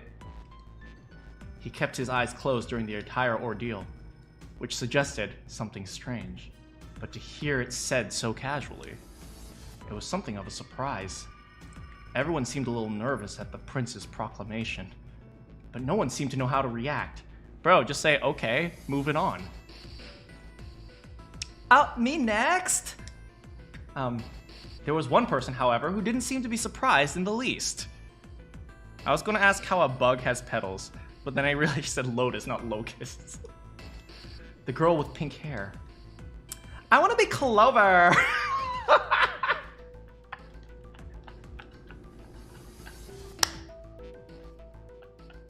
Oh, I love it.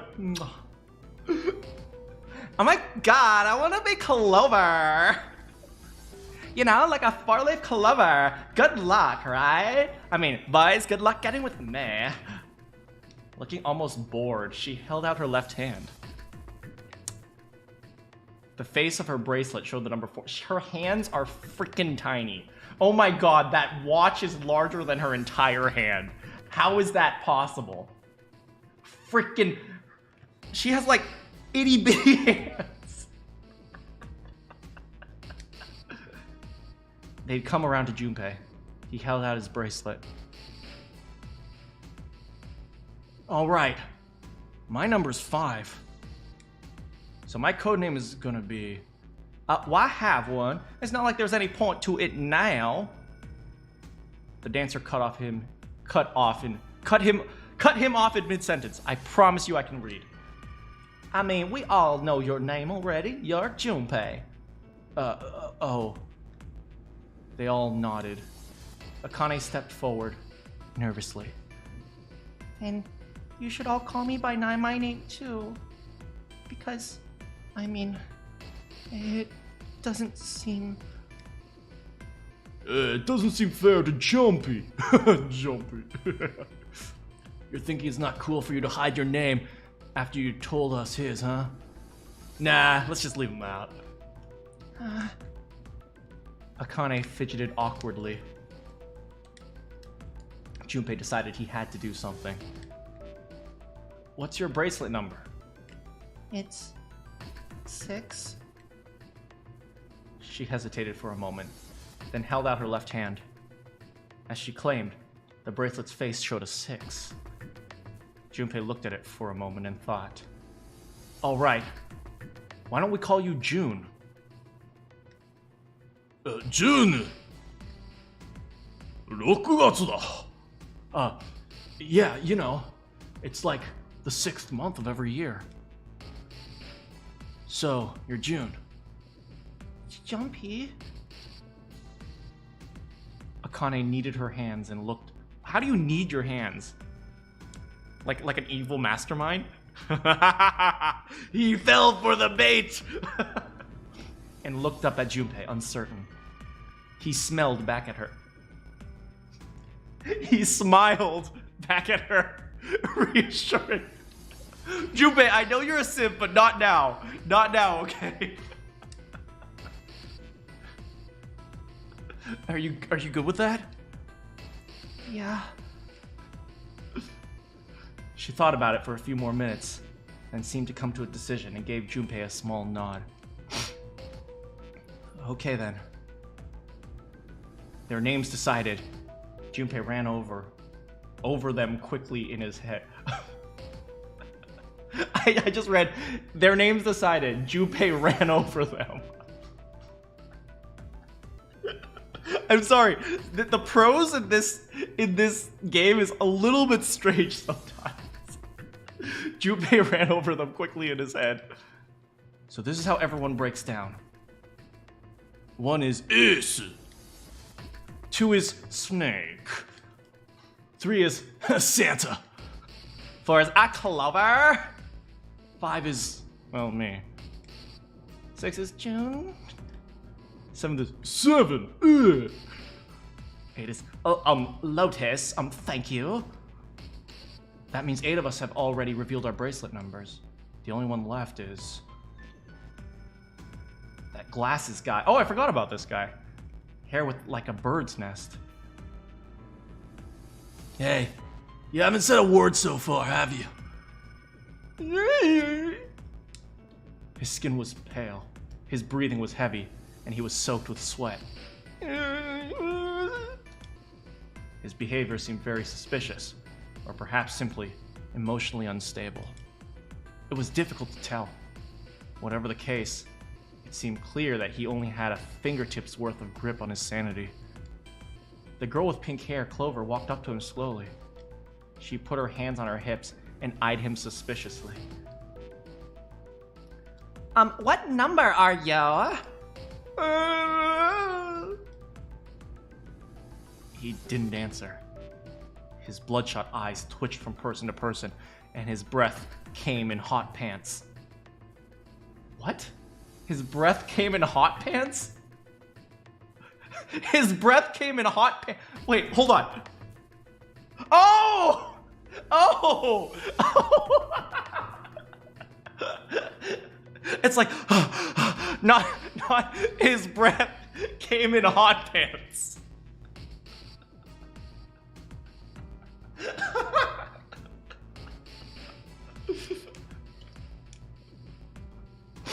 Hey, I'm talking to you. The man licked his dry lips with a shaking tongue, spoke with a voice like old paper. Hands came, and now his pants are hot. obvious that there are 9 people here, right? And you know who numbers 1 through 8 are. I'm the only one left. So you're 9. Yeah. He extended a trembling arm. The bracelet did indeed say 9. Clover looked at it contemptuously. So, what's your code name? Homophones. Code name? What do you want us to call you? We've made up our names. You should tell. I don't need one. Why not? Because I'm not gonna stay here with you. He took a shuddering breath and exhaled. Clover looked at him with something very like disgust. Just say he looked at him with disgust. Something very like disgust, but not disgust. It was indignation. It was indigestion. You've got some sort of plan? I do. Yeah? What's that?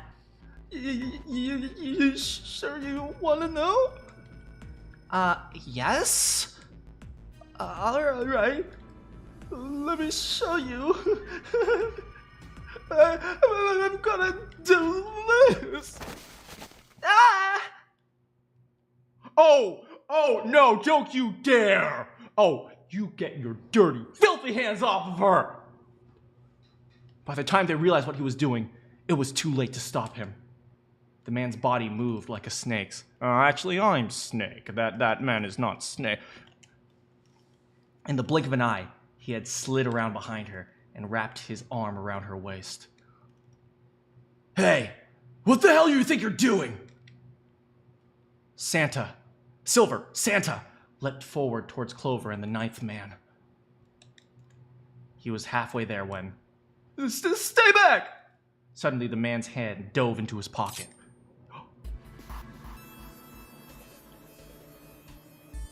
I swear to frickin' God, if you decapitate her, let me keep her head. What? He held it in Clover's pale, quivering neck. If you get any closer, I'm gonna cut her open. Yeah, that's right. The man's smile was neither friendly nor reassuring. Sweat poured down his neck, soaking the collar of his shirt. Clover, are you all right? The prince, Snake's voice, sounded oddly concerned. Oddly concerned? This girl's being threatened at knife point. I guess he just can't see that. Yeah, I'm fine. Her voice shook, making the words even less convincing.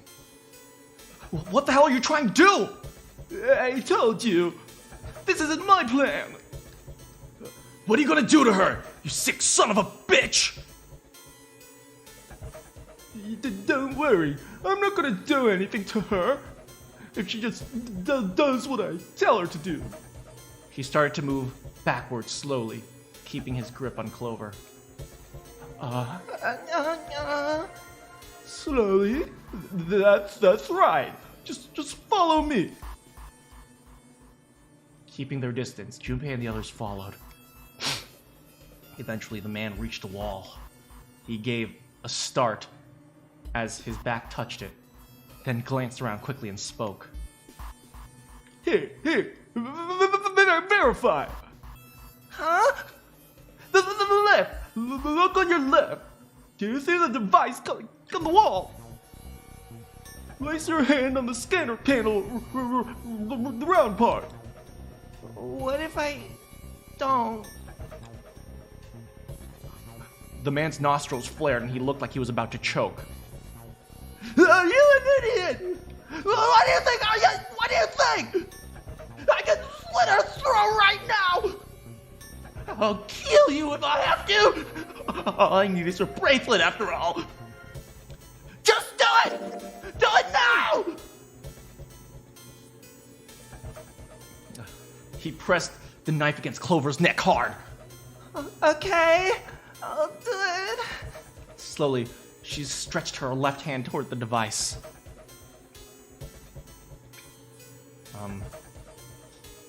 Like this?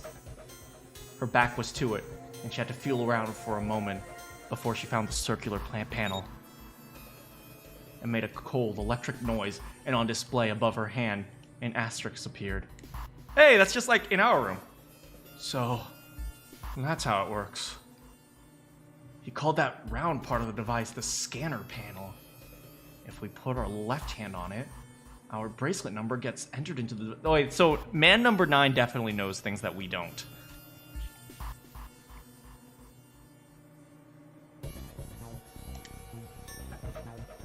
Then, should you total the number on your numbered bracelets and find that the digital root of the number is equal to the number of that of the door will open. Junpei shifted his eyes to the door itself. The number on it was 5. Door number 5. But why does this guy know so much about how this thing works? It's like he knows exactly what to do. Gasp! Good, you're done. Next. His bloodshot eyes crept from person to person until finally... Wait, he's 9, so he needs Ace. They stopped on the lion. Ace. Yeah, right? You're the one with the number 1 bracelet, right? Yes, hi, I am, so what the... Then you're next. Just verify your number like this little brat did. Oh. What are you doing? Do it! Don't you care what happens to her? Okay, just calm down. I am calm! Ace held up his hands, palms out. The 9th man jerked up his chin towards the device. I'm coming over. Slowly. Hey, I step forward. I step forward again. Hey, I am coming. Hey, Ace is such a troll. hey, I am almost there. Hey. After what seemed to be like an agonizing eternity, he reached it. Hey, another step. Hey, I still coming. Hey. Now, verify. Hey, alright. This what you want, right? Ace nodded and placed his hand on the scanner panel. The device beeped again, and the second asterisk appeared. Now the device is both Clover and Ace's numbers, 4 and 1. 4 plus 1 is 5! It's the same as the number written on the door, but it won't open yet. Only 3 to 5 people can pass through one numbered door. One more person. Yeah, 9 is equal to 0. If what 0 said is true, he needs one more person. Who? Who does he need? Himself! 9 is equal to 0, Junpei. It's not that hard. Okay, it's actually a weird concept. Digital roots. Get back! His voice shook, but the knife he held to Clover's throat made his words a command. Ace took 2, then 3 steps. Okay, I'll take a step back now. Hey, another step back. No, farther! More than that! All the way! Okay, step 4, go back. Slowly, Ace did what he was told. The The ninth man's lips curled into a cruel, twisted smile. Wait, don't tell me! That was when Junpei understood his plan. Clover's 4 and Ace's 1. Added to the ninth man's 9. 4 plus 1 plus 9 is 14. And the digital root of 14, 1 plus 4 is 5. Yes, Junpei, 9 is equal to 0. In other words, thank God you are all so cooperative. Now I can get out of this nightmare. He pressed his own hand against the scanner panel, and a third asterisk appeared on the screen. He dropped his hand to the lever on the side of his device and pulled.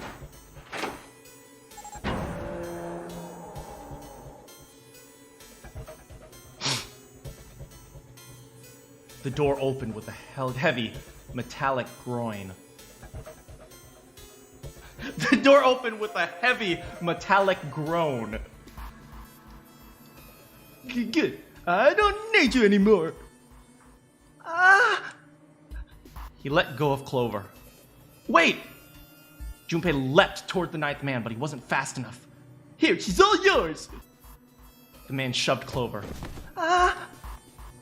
And hopped through the door. Okay, have a good one, guys. I'm going off ahead now. Well then, goodbye. He raised his hand and waved, a twisted smirk on his face. Then he was gone. The door ground shut with a dull clang of metal on metal. Clover, are you all right? Snake ran to Clover's side as she laid on the floor. Yeah, I'm fine. She climbed unsteadily to her feet, and once there, leaned heavily on the snake's shoulder for support. Damn it! Junpei ran to the door. That bastard! The others followed him. Several pairs of hands.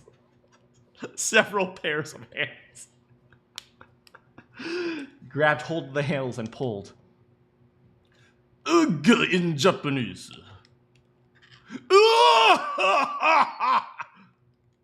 Open, damn it! They grunted and strained, but... Shit, it won't budge! That was when Lotus, the dancer, spoke. Her voice was quiet. Do y'all hear something? Like... What? Like, some sort of beeping. Junpei pressed his ear against the cold metal of the door. The others did the same. You're right. I can hear it too. What is it? They heard something else. It was the ninth man. Shit! Why isn't it stopping? God damn it! You lied! Lied? This wasn't supposed to happen! This is wrong! This is wrong! His voice shook with fear. Safe on the outside, they stepped back from the door and looked at one another. Hey, what is happening in there? Open the door, please! I'm begging you! Help, please! Get me out of here! God damn it! Junpei grabbed hold of the device. He slammed his hand on the scanner panel. Nothing happened. Why? Why won't it open? Engaged. Is he getting married in there? That would be something Junpei would say. Oh my god! There's no time left! Please! Listen, I was lied to! He lied to me! He put me in here! That was him! He killed me! That was him! I don't want to get married!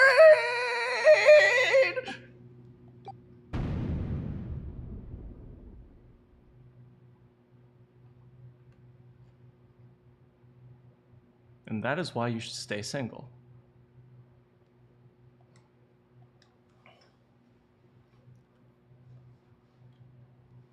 The explosion rocked the room. Instinctively, they ducked, then stood up slowly when they realized there was no danger. I could imagine Snake right now is just looking at the wrong way. He's like, oh my god, what was that? He's like, door's over here. And he turns around, oh my god, what was that?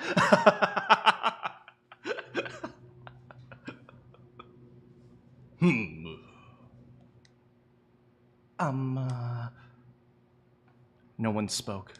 Silence filled the room. A beep. All eyes turned towards it, except for Snake's, who was once again staring at a pillar. Clover, are you all right? He's groping a pillar. Clover, are you okay? Oh, you seem cold, Clover.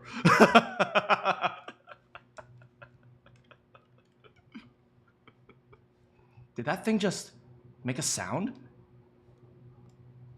The display changed from engaged to vacant. Guess the wedding didn't go very well. Oh, that's June. Even better. The display changed from engaged to vacant. I guess the wedding didn't go very well. Hey, let's see if we can open it. 7, the mountain, swallowed hard. Okay. Junpei nodded and placed his hand on the scanner panel. Beep. A red asterisk appeared on the LCD panel. Well, it registered my bracelet number, but it won't open with one person. We need at least 2 more. What are you, 5? Then you just need something that adds to 9. What to do? There, 1 and 8. Patrick, that's a bucket. Ace, Lotus, you think you can give me a hand here? The pun was a little too on the nose, but the mood was still grim. Did you just give me a hand? Give me a hand here. That's it. This game is over.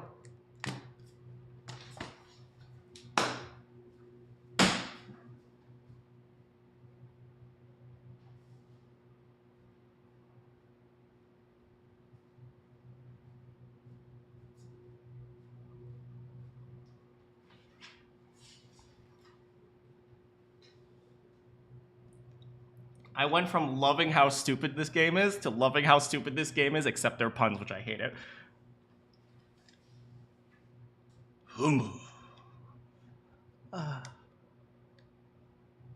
Both Santa and June lifted their left hand silently. Wait, what?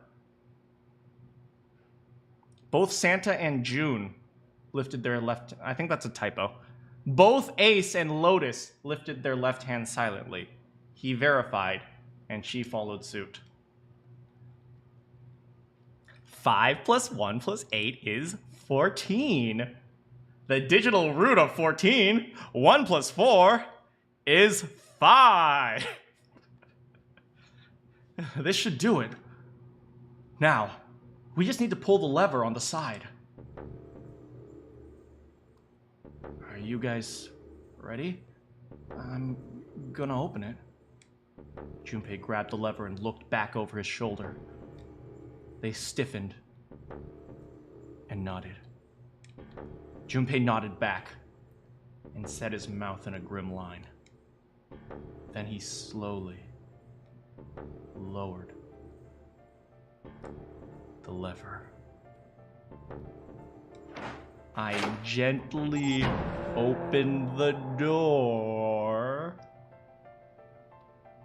There was a metallic groan, and the door slid open. A breath of air drifted out of it, carrying a stench that nearly made them gag. Junpei grimaced and put a hand over his mouth.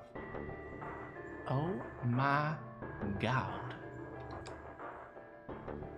Good goto. Kami-sama.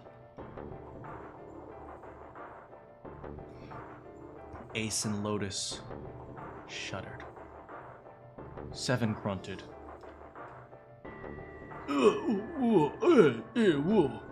That's, pretty bad. Even Santa's voice shook. He blew up.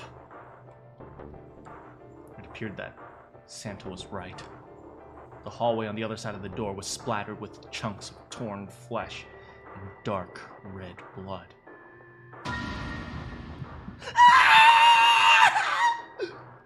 I did my best.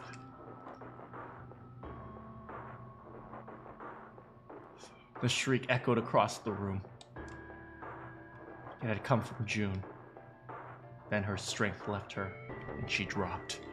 As Junpei turned to catch her, the door groaned shut. I guess this isn't Danganronpa. Blood is actually red in this game. That's why it's rated M for mature. She crumpled to the floor. June! June! Are you okay? Junpei dropped to his knees and put her arm around her shoulder. That was when he noticed. Her whole body was feverish. She was radiating intense heat. It's just because you're next to her, Junpei. She's just hot for you. What the hell? Where'd this fever come from? June didn't answer. Her face looked like wax, and her whole body began to shake. All right, let's just rest for a minute, okay? You think you can walk? Oh my god, just carry her over to a room. She nodded weakly. Junpei lifted June to her feet and guided her to a nearby chair. Junpei and June, that's gonna get confusing. Here we go. As gently as he could, he set her down. Oh my god, her hands are tiny. Look at her. I love how the two small girls have such tiny hands.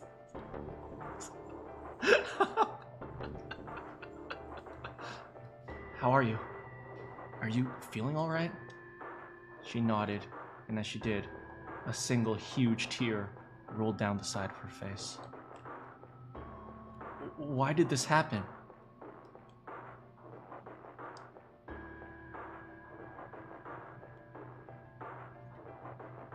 Her voice cracked. Oh, that's June. See, I told you! June and Junpei. That's gonna get so confusing. Why did this happen? Why? Her voice cracked, broken by misery and grief and choked by sobs. Well, you see, June, when someone explodes, generally their guts get thrown onto a wall. That's why this happened. Why did this happen? I just told you. It's... Junpei, the kind of fool that would answer that literally. You know, I think now's a good time to say this. When I heard the naming of Akane, I felt Junpei named her after him. Oh, fair enough. Do any of you know what the fuck is going on here? Who's Zero? What's this Come on! Anybody, anything! What the hell is going on? What are we doing here? No one spoke. Ace, Snake, Santa, Clover, Seven, and Lotus. They simply stood there, 7 pairs of downcast eyes, and 7 grim lines for mouths. Except for Snake's eyes, who he couldn't see. June's body shook with silent sobs. Wait, 7? Oh wait, because one of them died, there's 8 minus Junpei is 7. Okay. They slowly, as the minutes ticked by. They slowed, and as the minutes ticked by, eventually stopped.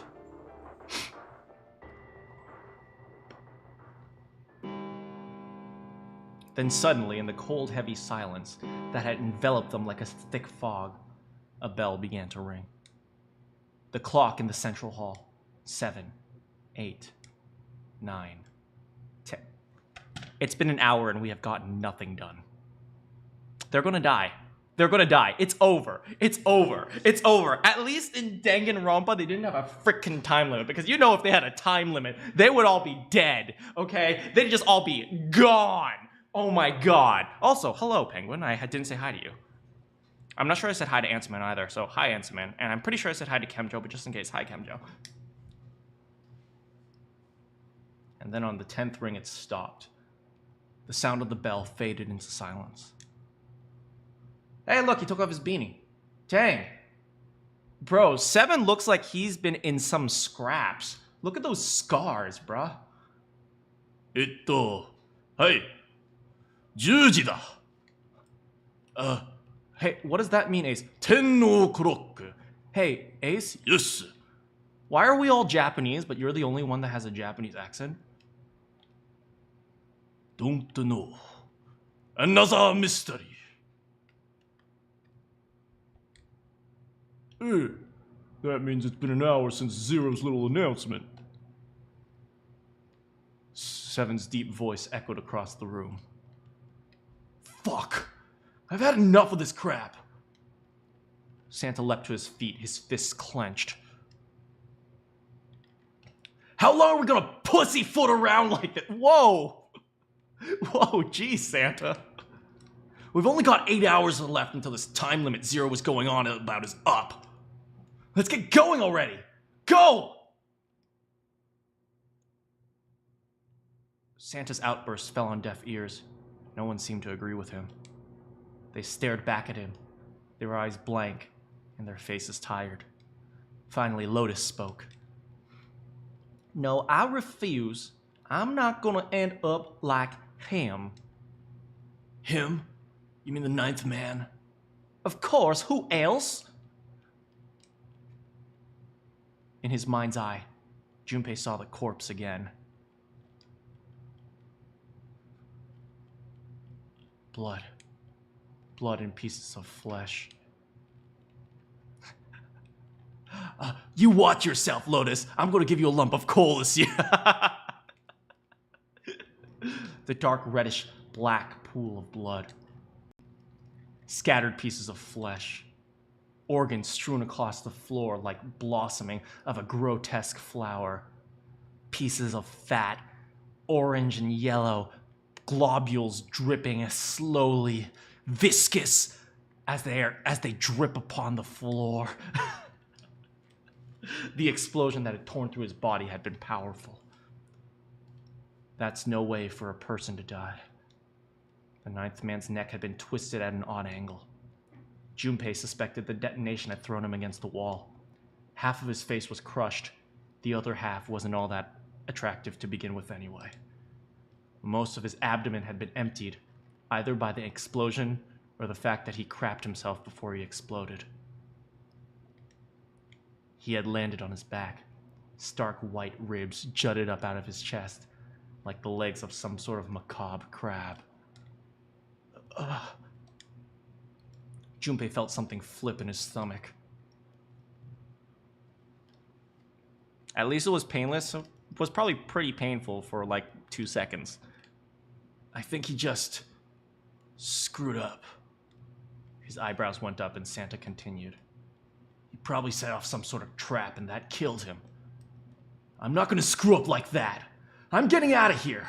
And alive.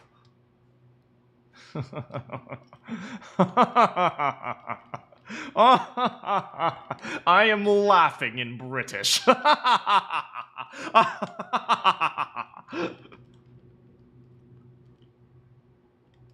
Whatever Snake was laughing at, Santa did not find particularly humorous. What's so goddamn funny?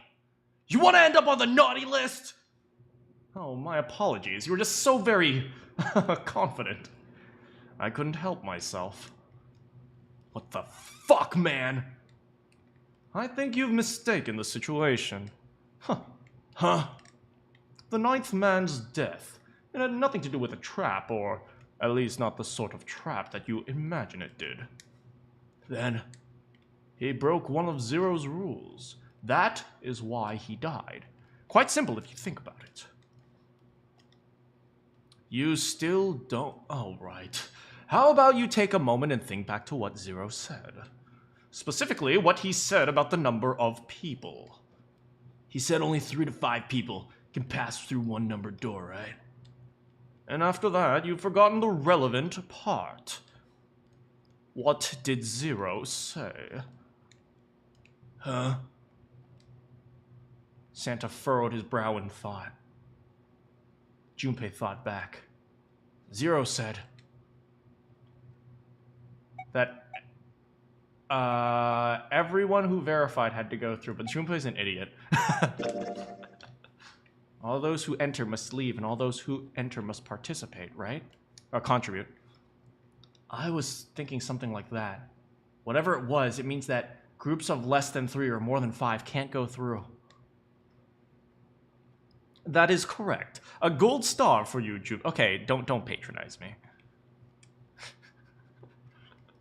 Snake inclined his head toward Junpei. The 9th man, however, broke that rule. He tried to pass through a numbered door by himself. Oh, sorry, I keep bringing up the calculator. I just love math. That was why he was executed. Then Zero's watching us from somewhere. Making sure we don't break any rules, huh? Oh, I'm not so sure of that. Why not? Because this execution system is entirely automatic. Did you not notice? There is no need for him to monitor us. Slap that gold star on Jumpy. Oh, I got a gold star from Snake. What do you mean? Snake looked at 7 with what he could only be described as pity and sigh. Hey, just because my boy, Big Mountain, ain't so bright, that doesn't mean he ain't got no heart. Come on. 7, you and I, we are like this. Bros for life. Very well. I see it must be me who tells you. I've waited long enough, I suppose. I am Zero. I had hoped Zero might spare me the trouble, but that seems increasingly unlikely. He couldn't see them, of course, but perhaps Snake sensed the confusion. He's just talking to a wall right now. When Ace spoke, he gave words to everyone else's thoughts. Do you know something? Well, I know a great many things, but yeah, Snake is such an asshole. Snake is such an arrogant asshole. What do you know? Here. Snake removed a card from the pocket of his jacket. Card? What did it say? See for yourself. With a flourish, he presented it to Ace, who took a close look at it and spoke. Come on, no point giving this to me. Hey, give me that! Santa snatched the card from Ace, but an expression of disgust quickly turned to one of confusion. Huh? The hell is this? 7 tugged it out of Santa's hands. I see. The card went from 7 to Lotus, to June, and finally, to Junpei. He looked at it and understood. This is Braille! Wow, guys, look! It's Braille!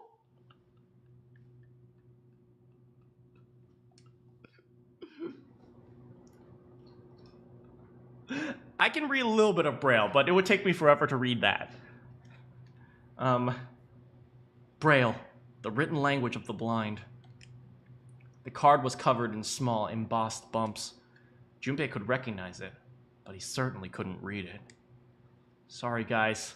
I can't read this. Thank you.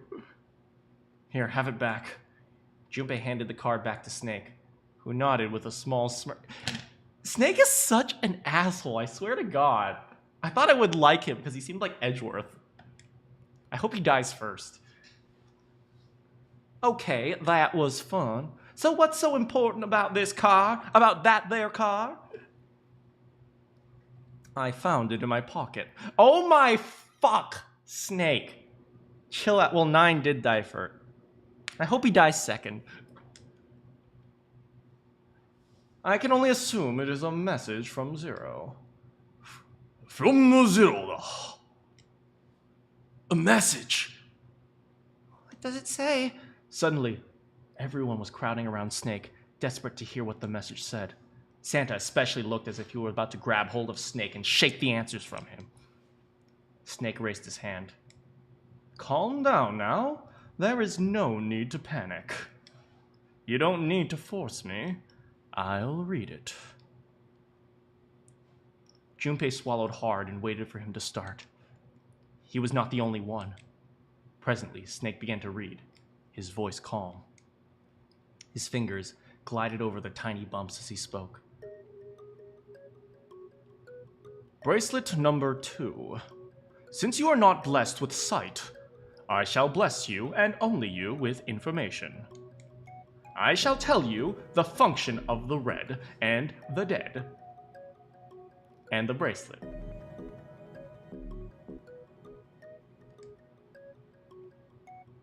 The red is the recognition device. It will verify your number. Beside every numbered door, you will find a red. The dead is the deactivation device. It does exactly... Oh, well, this is Snake reading in theory. It does exactly what it says. Once you have passed through the numbered door, you must use the dead to stop the detonator in your bracelet. But perhaps you are wondering, what does this detonator detonate? And I'm afraid this might be something of a surprise. I have placed a small bomb inside of you, and the people whom you are about to meet. You swallowed it while you were unconscious. I have no doubt by the time you read this note, the bomb will have passed your stomach and found its way to your small intestine. In other words, you will be able to regurgitate it. I suggest instead you try to give yourself diarrhea. As I mentioned before, the bracelet on your left hand contains a detonator. Think of it as a remote fuse or a timer for the bomb in your body. There is only one condition which will cause it to detonate. That condition is you enter a numbered door. Once you have done so, the timer will activate, no matter who you may be. You will have 81 seconds. Why 81? The digital root is 9. After that time, the detonator will not. If the detonator has not been deactivated, if after that time the detonator has not been deactivated, it will send a signal to your bomb, to the bomb in your body, instructing it to explode. I seriously hope they can shit it out, otherwise getting out alive will not be pleasing long term. I mean, they're gonna have to poop it out eventually, and that's gonna require a lot of laxatives and or surgery. In order to deactivate the detonator, every person who verified their number at the red must also verify their numbers at the dead. Once all numbers have been verified by the dead, you will need to pull the lever at its side, and the countdown will cease. Anyone who does not verify their number at the red will find themselves unable to verify their number at the dead. That is to say, if you should pass through a numbered door without first verifying your number at the red in 81 seconds, you will be dead. This is a complicated way of just saying, go through the correct door. Just say go through the correct door. It's not that hard. You must also keep in mind that the numbered doors will close automatically after 9 seconds. Okay, that makes sense. So 81 seconds plus 9 seconds of opening and closing, that's 90 seconds. So long as the doors... Why don't you just give 10 and 80? Why are you obsessed with the number 9? I mean, I guess they are using digital roots, but it's like... You guys ever meet a person who is so obsessed with one concept that everything around it is everything around that person is based on that one concept? It's like if you ever meet someone who's like really obsessed with, I don't know, Fortnite, right? Everything they talk about will be like, oh, nice, let's go to get a burger today. You know, do you know what that reminds me of? There was this one time I was playing Fortnite and there was a burger that was sitting there, so I took the burger and it gave me some health. You know what I mean? You know what I mean? This guy is obsessed with the freaking number 9. 9 people, 9 hours, I guess 9 doors because that's the title, right? The entire game is based around Route 9 count. Oh, I guess I didn't explain that. Okay, so for those of you who don't know, digital roots or digit sums are actually just base 9 counting.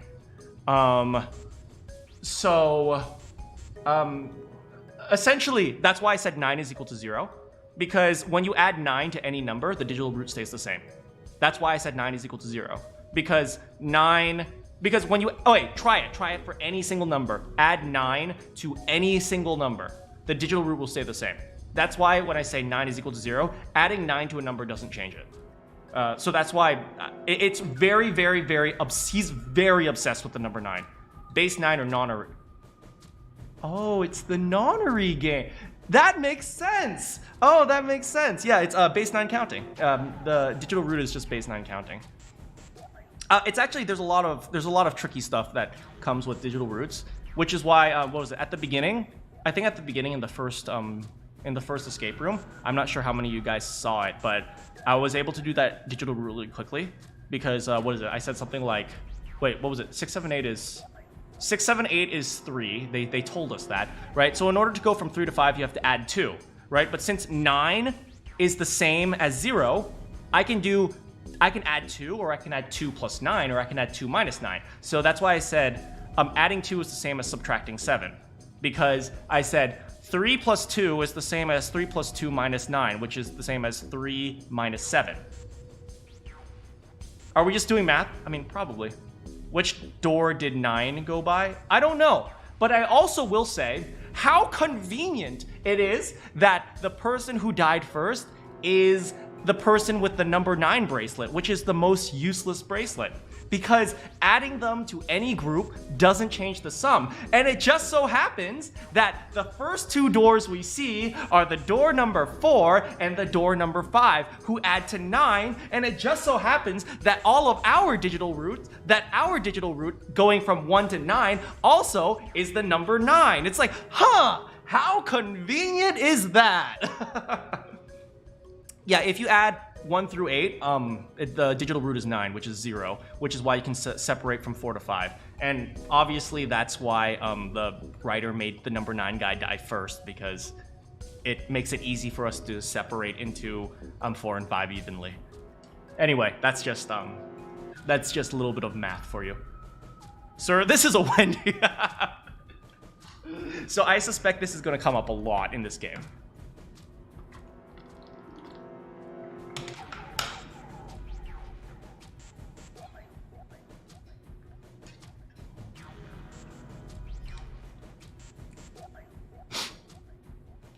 Lastly, let us discuss how to remove the bracelets.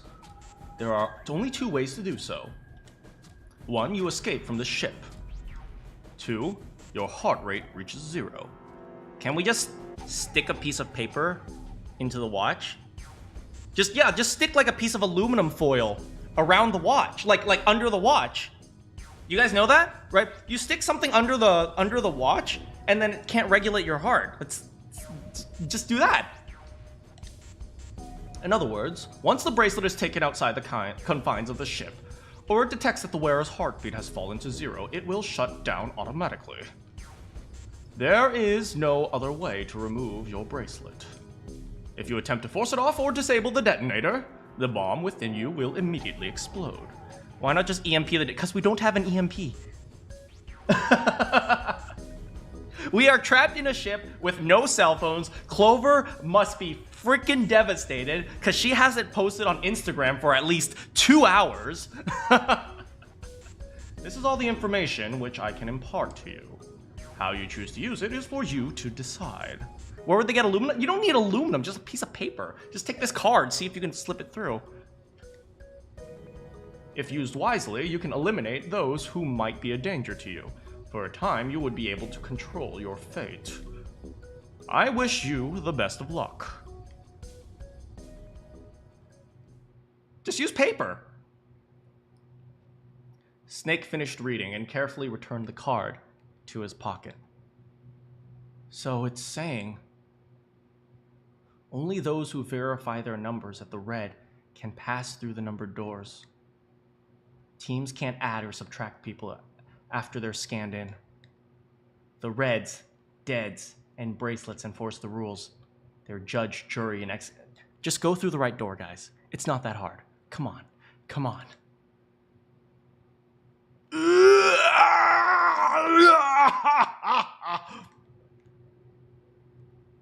Shit, a fucking bomb. Shit, a fucking bomb.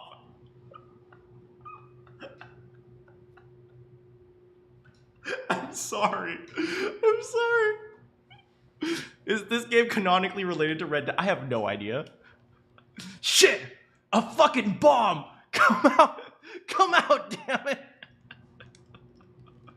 In defiance of Zero's suggestions, both Santa and Seven put fingers down their throats and oh god, they're trying to vomit it out. The rest stiffened. Some touched their stomachs. Some simply stared at their bracelets. Junpei gingerly touched his stomach. Here, here, little stomach. There's a bomb inside of me. The thought of it made him queasy. His stomach felt oddly hollow, and his legs were weak. What made Zero think creating a horror show of a game was a good idea? He probably watched one too many episodes of Danganronpa. Junpei looked over at the others. All right, I'm gonna ask one more time. Do any of you know anything about Zero?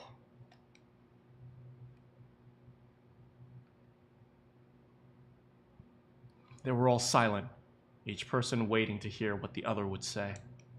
Finally, Santa spoke. Ho, ho, ho! Actually, I saw him. I saw Zero when I got grabbed. I didn't see his face, though.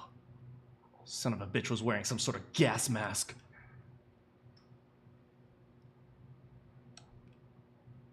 What the hell, guys? Come on, give me something. A pizza. Come on. Tacos? You know, like... hot dog? You guys got any food? I'm hungry. I'm starving here. Instead, it was Santa who looked surprised. There was a moment of silence, and then everyone spoke at once. I saw that too. Hey, 私も. Me too. I didn't see the inside of his mask, though. That mask, it was really scary. Whose dog is that? It's outside. Huh? So, all of our abductions were the same. We were taken from home at midnight. The person claiming to be Zero had a mask on. There was white smoke. Then each of us had passed out. I mean, he couldn't have done that all at once. He probably took a few days, which means some of us haven't eaten in like probably 3 or 4 days. We woke up to find ourselves in the deck, in a room with a 3-level bunk bed. How about you, Seven? Did the same happen to you? Only Seven's story seemed to lack the detail of the others. Oh, me, huh? Yeah, well, mine was, just like the rest of yours. Yeah. And that was all he said. It occurred to Junpei at the time that that sounded somewhat strange, but he didn't press the issue. Okay, well, that's good enough for now. He hadn't done so because something that struck him as because there was something that struck him as even stranger. So, I have a question.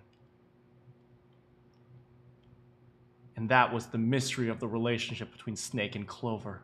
No, no, no, please don't tell me that they're dating. No. Snake, you arrogant, lucky bastard!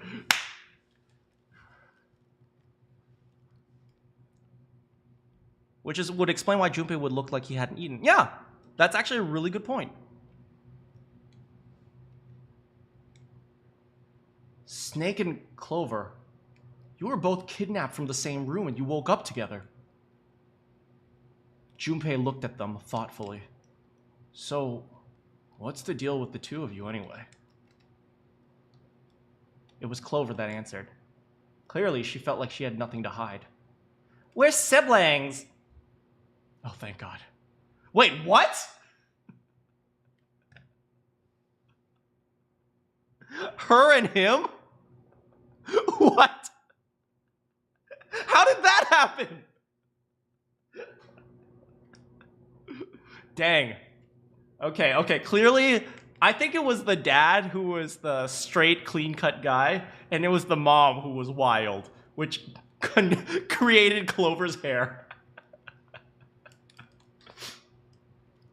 Siblings? Yes? Snake's my older brother, obviously. That means I'm his little sister. That really so hard to understand? Junpei was taken aback. Why was one of them British and the other one was from California? The others seemed just as surprised. She is correct, of course. He laid his hand on Clover's shoulder. Are you surprised? Yeah, but... Why? There are other people here with connections to one another. Those two, for instance... Oh, he's calling us out. I'm gonna punch this man.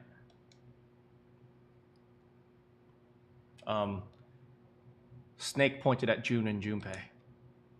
Oh, you mean between Jumpy and me? I can't get over that, Jumpy. Yes, sir. You said you were a child friend. You went to school together?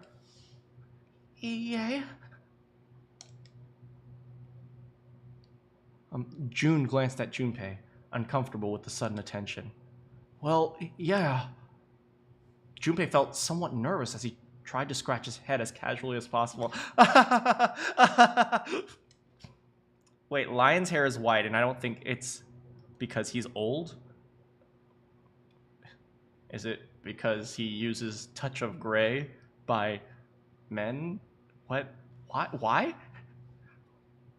Hey, you think maybe we could figure out who Zero is this way? Yeah, you're right. You connect the dots between the victims and that leads to the perp. It's textbook stuff. Junpei, does any of this ring a bell? Ring a bell? Ring a bell? They looked at one another. What's a bell? I don't know.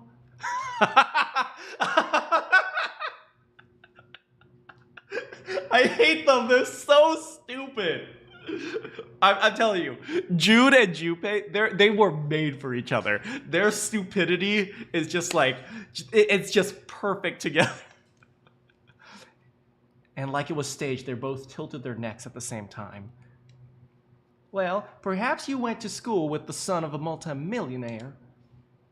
A millionaire? Son? What's a son? What does million mean? Well, somebody bought this boat and set up all of, this. Whoever Zero is, they must be incredibly rich. Well, we can't all be sure. To me, this seems as the work of an organization, not a single person. Most likely, Zero is representative of a larger group. What sort of organization? Could be a number of things. Army, research group, Japanese military. Perhaps all sort of psychological experiment where we blow people up. If it is, it's a pretty fucked up experiment. I mean, come on, a guy's dead. The word dead hung in the air, heavy and ominous. The room went quiet again. I don't know who the hell this Zero asshole is, but I know he's gotta be pretty fucked up in the head to do all this. Hey man, I'm Zero! What?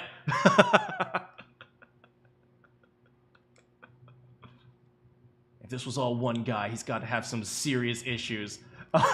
I can imagine he's like, dang, Zero's really fucked up. June immediately says, hey, you take that back!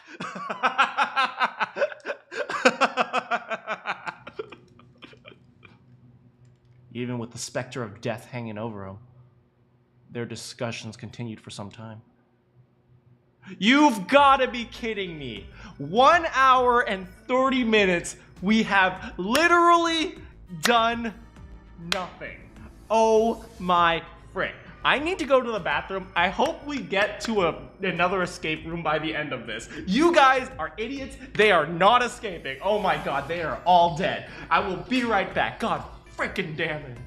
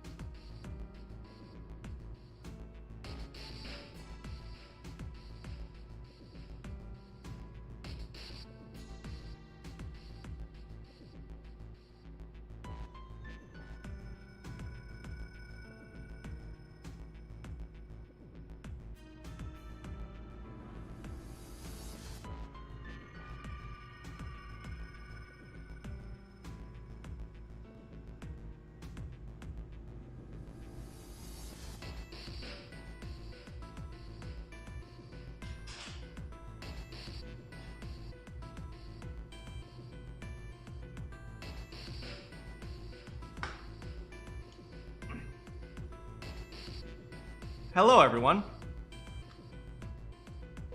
Wait, which one's your husbando, Kemjo?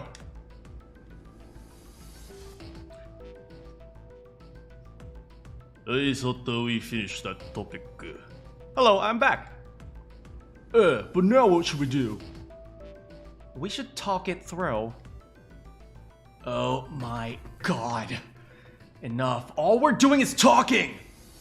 Santa threw up his hands, his voice filling with irritation. Talking's not gonna solve anything. Can't help us find our way out of here. You really sure you just want to sit around? We've only got 7.5 hours left. We wasted an hour and a half of our 9 hours. Everyone there was already on the edge of panic. Once Santa told them, only made that feeling more intense. No one was willing to argue this time. You're right. Very well then. Only one way for us to proceed. Sure not gonna be fun running around knowing we gotta jump when Zero says jump. Well, it's stupid to just sit around and do nothing. Thanks to Snake's card, we at least have some idea of how this all works. Correct. And as long as we follow the rules, we will most likely be alright. Excuse me, bad cough. But what? who's gonna go in which door? It doesn't matter, just split in teams of 4, guys. It's not that hard. June looked toward the number doors. Oh, yeah, that's right. We can't have any more than 5 people in one door. All 8 of us can't go into the same door. Then it seems we have to split up. Wait, Lotus looked terrified. I'm telling you, there's no way in hell I'm going into door 5. Oh, come on, no selfish, please. Call me whatever the hell you want. I'm not going in there. If I'm gonna have to walk through all that blood, then I'd rather stay here. We're doing so well. Ace shook his head sadly. Women. I...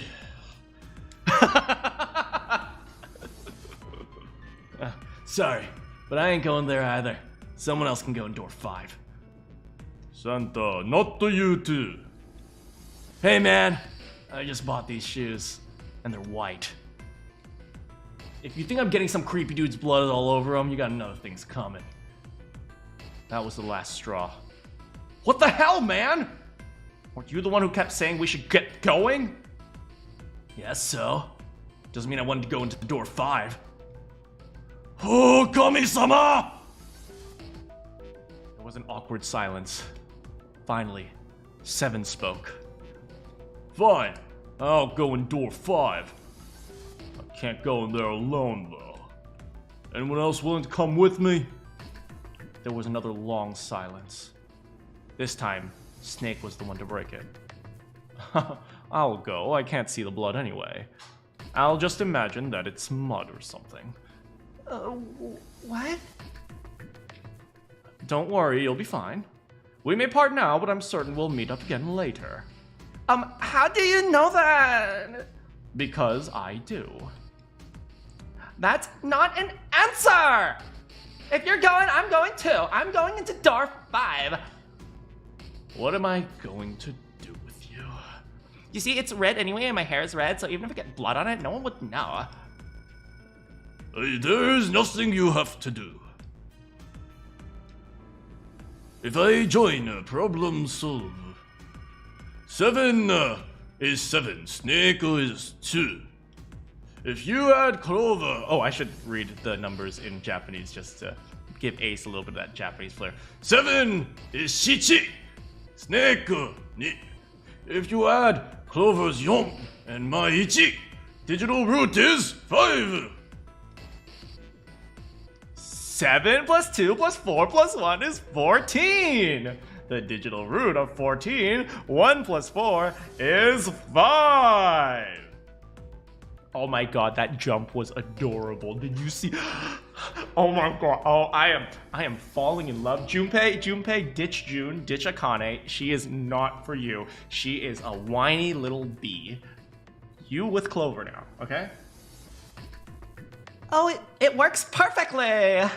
The 4 of us can go into door 5. Wait.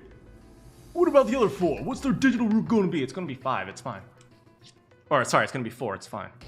Junpei did a quick mental calculation. Lotus, Santa, June, and me. Our bracelet numbers are 8365. What would our digital route be?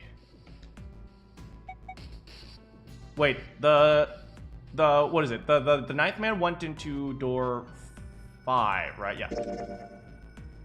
So, the digital root of 22, 2 plus 2 is 4. He repeated what he determined. It's 4. I wanted to choose a wrong answer just to make him seem like an idiot. I should, actually. I'll probably do that more often. Add up our 4 bracelet numbers, and the digital root is 4. And we can go in door 4. Yeah. Oh, that worked out well.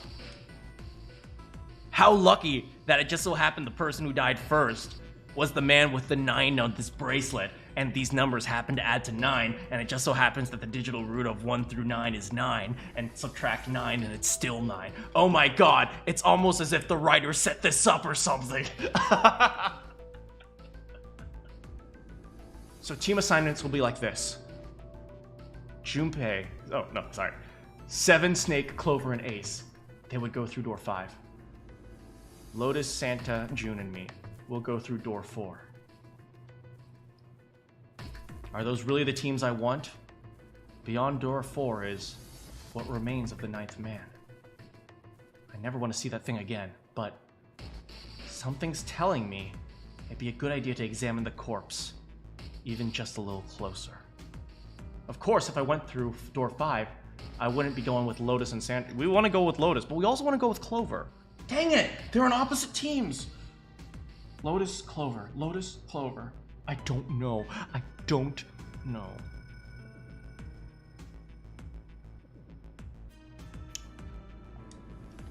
I could bring June with me through door 5, but that means she'd have to see the body in there.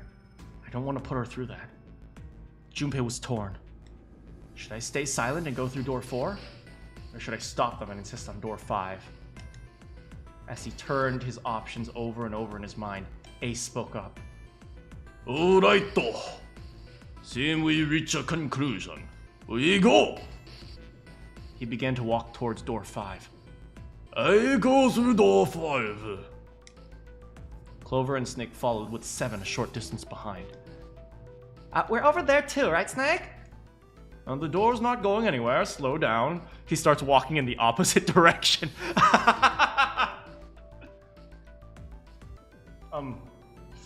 Snake, it's this way. Of course. I was just walking this way to get some exercise. Which door? Oh, what should we do? Should we just go casual and say, okay, sure, we'll go through door 4, or should we try to cause a little bit of a stir and force them to let me go through door 5? What should we do? What should we do, guys? Randy says 5. Kiyoma says 4.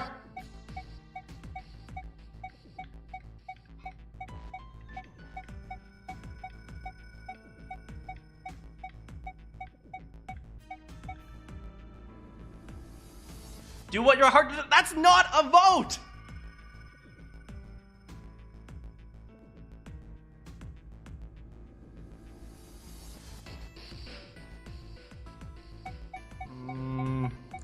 Four, 5, 4, 5. Okay. Well, look at it this way. If I go through door 5, that would only be 1 girl. If I go through door 4, that would be 2 girls, even though one of them sucks. The other one would be Lotus. Oh. Well, June is like 1.1, is like 0.1% of an actual girl because she's not that cool. But Lotus, that would be 1.1 girls versus 1.0. But Clover is so cute, though. Clover is so freaking cute, though.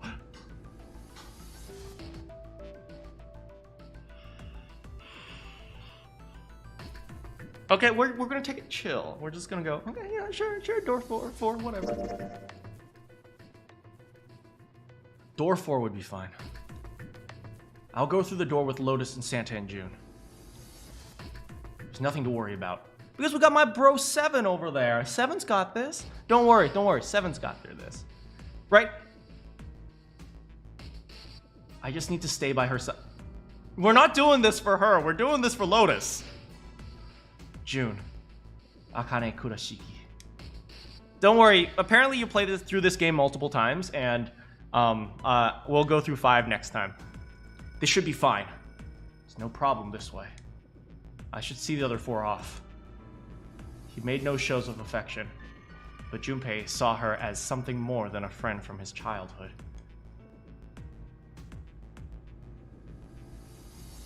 Looks like Ace and the others are going. He watched the other 4 walk towards the door. Ace, Snake, Clover, 7. Don't worry, my boy 7's got this. Okay? He's going crowd control. Snake. Okay, don't worry. We won't punch him down. Junpei said nothing as they left. Before long, they had reached door 5. They talked for another few seconds, saying things Junpei couldn't hear, then laid their hand one by one on the scanner panel of the red. Beep, beep, beep, beep. Oh my god, her hand is like minuscule.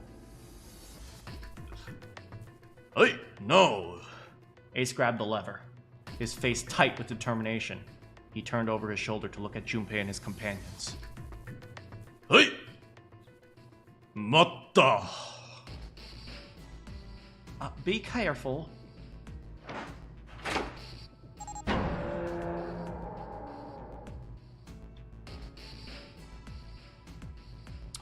As Ace pulled the lever, the door swung open, the mouth of a great, hungry beast.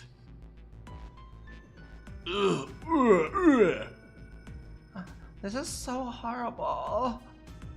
Beyond the door, Junpei knew, lay the sad remains of the 9th man. It did not surprise him that Ace and Clover and 7 hesitated. The body was not a pleasant thing. What are you doing? We need to hurry. Snake had no such problems. His blindness made him immune to the horror. Oh, sorry, that must have been an eye. He stepped through the door, his feet making a wet splack in the pool of blood. Snake, your shoes! It's fine, I'll lick them later. Or are you planning on dying with everyone else? I assume you haven't forgotten the door only remains open for 9 seconds. Sorry, Snake! Hey! Ikuzo! The remaining 3 steeled themselves and stepped through the door. And now they're gonna die. Door 5 swung shut, closing with the heavy finality of metal upon metal. Junpei and his companion scrambled to the door. Hey, how is it over there? Did you find anything? Hey, say something! Something's beeping. Oh god. It's just like before. Probably the sound of the detonator in the bracelet. Do you think they're okay? June's face showed concern more plainly than her words ever could. Mumble, mumble. Mumble, mumble. Mumble, mumble. Almost as though in response to her question, a voice rang out from the other side of the door. It was 7. Hey! There it is! That's gotta be that dead thing! Hey! Yeah, come on, get over here! We gotta authenticate!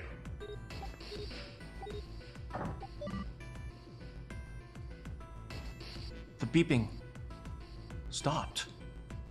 Sighs of relief were audible, even through the heavy door. Looks like it stopped, huh? Junpei and his companions leaned away from the door and breathed a collective sigh of relief on their own. Hey, guys! You doing all right over there? They turned. They heard 7's voice, but it wouldn't hurt to be sure. Yep, we're fine. Despite the recent danger, Clover's voice was as bubbly as ever. Okay, I gotta step up the bubbliness. Oh, hey! I'm gonna tell you about this whole dead thing, okay? The dead is just like the red, but the color's different. You know how the red was red? Well, the dead is dead. Blue. Other than that, it's just like the red. Authenticating is like the same too. Awesome. Thanks, it helps a lot. Hey, we move on now. You careful, okay? Hey, roger that. All right, here we go through our own door. Junpei and the others left door 5 and headed towards door 4. Oh, now it's our turn. I'll go first. They stood in front of the red and placed each of their hands upon it. Beep, beep, beep, beep. 4 asterisks appeared on the screen. Junpei grabbed the lever and turned around. Okay, we ready? Yeah. Sure. Let's go. None of them looked particularly optimistic, but their faces were set. Junpei nodded to them and turned back toward the red. All right, let's go. With strength and determination, he pulled the lever. And what did they find behind the lever? We will find out next time.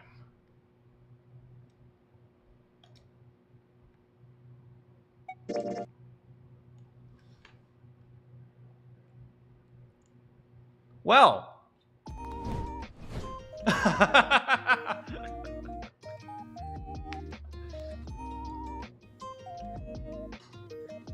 That was good. I'm excited. I think when we go in, there's another escape room.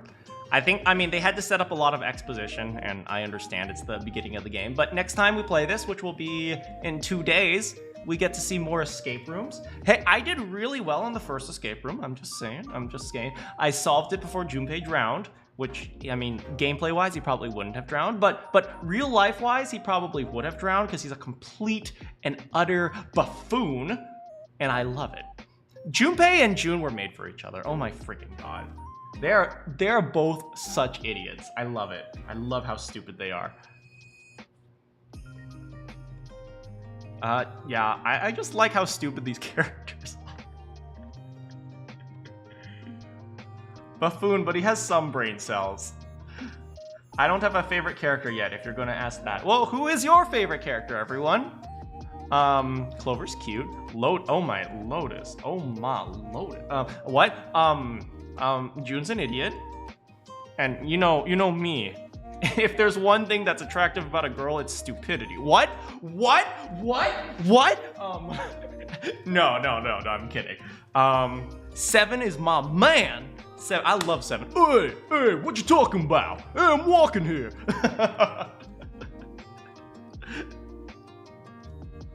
Santa is bad with puns.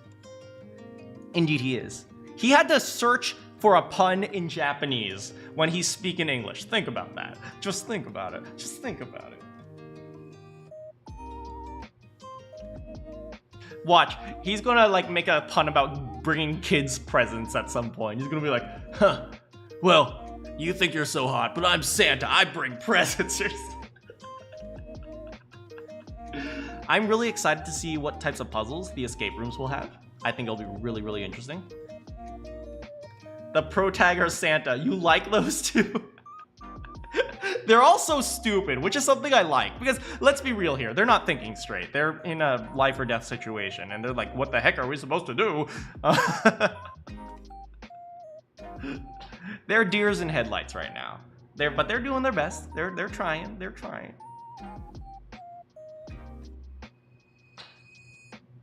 Yeah, today, by the way, I got a very nice dinner. I think I'm gonna go with Ace. He's dad material. He's dad material or he's daddy material, because those two are different things. Of course, they'll be illogical. Yeah, but Junpei is like extra illogical. He's like, oh, this is Braille, guys.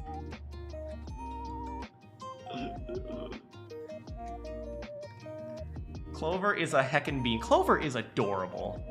Clover is freaking lovely. I love Clover. Her silliness and her her absolute stupidity. I like her so. I love how they're all stupid, but they're stupid in different ways. It's fantastic. It's so freaking fantastic. And I'm so glad I made Ace Japanese because he'd be the one guy that fits the Japanese. I don't know why I decided to make him Japanese, but I looked at him, he looks like an old Japanese detective sensei. He looks like a retired Japanese detective. That's how I look at him.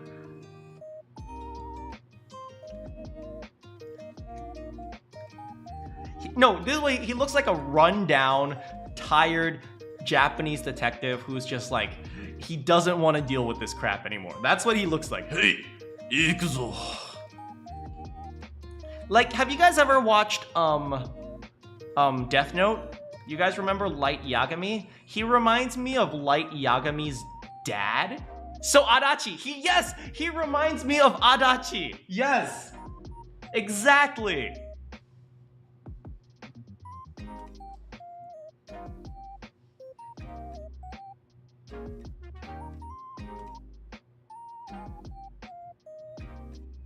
Oh man, Adachi. Good times. Hopefully next time we'll actually break out the Microsoft Paint, because I am super ready for that. And yeah, and we'll see what happens. I don't know how difficult the puzzles will be. Hopefully I'm not like stuck in a room for like eternities. Like, oh, come on, okay, does this work? No.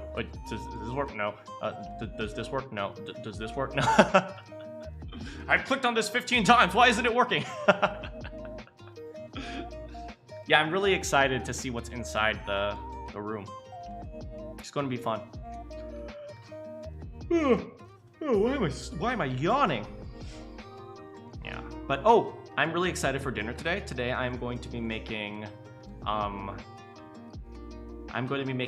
garlic chicken. It's just it's going to be delicious. Thanks so much for coming, Randy. Yeah.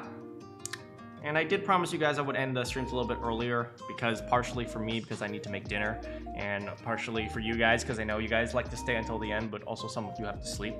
So yeah, I don't want to keep you guys for too long. So thanks so much for hanging out with me. Don't forget, tomorrow is Fire Emblem Three Hopes. For those of you who want to see the army of absolute attractive people, I'm just saying, some of you guys have been missing out on your chances to hang out with Claude, and that is a big no-no for those of you who are simping for him.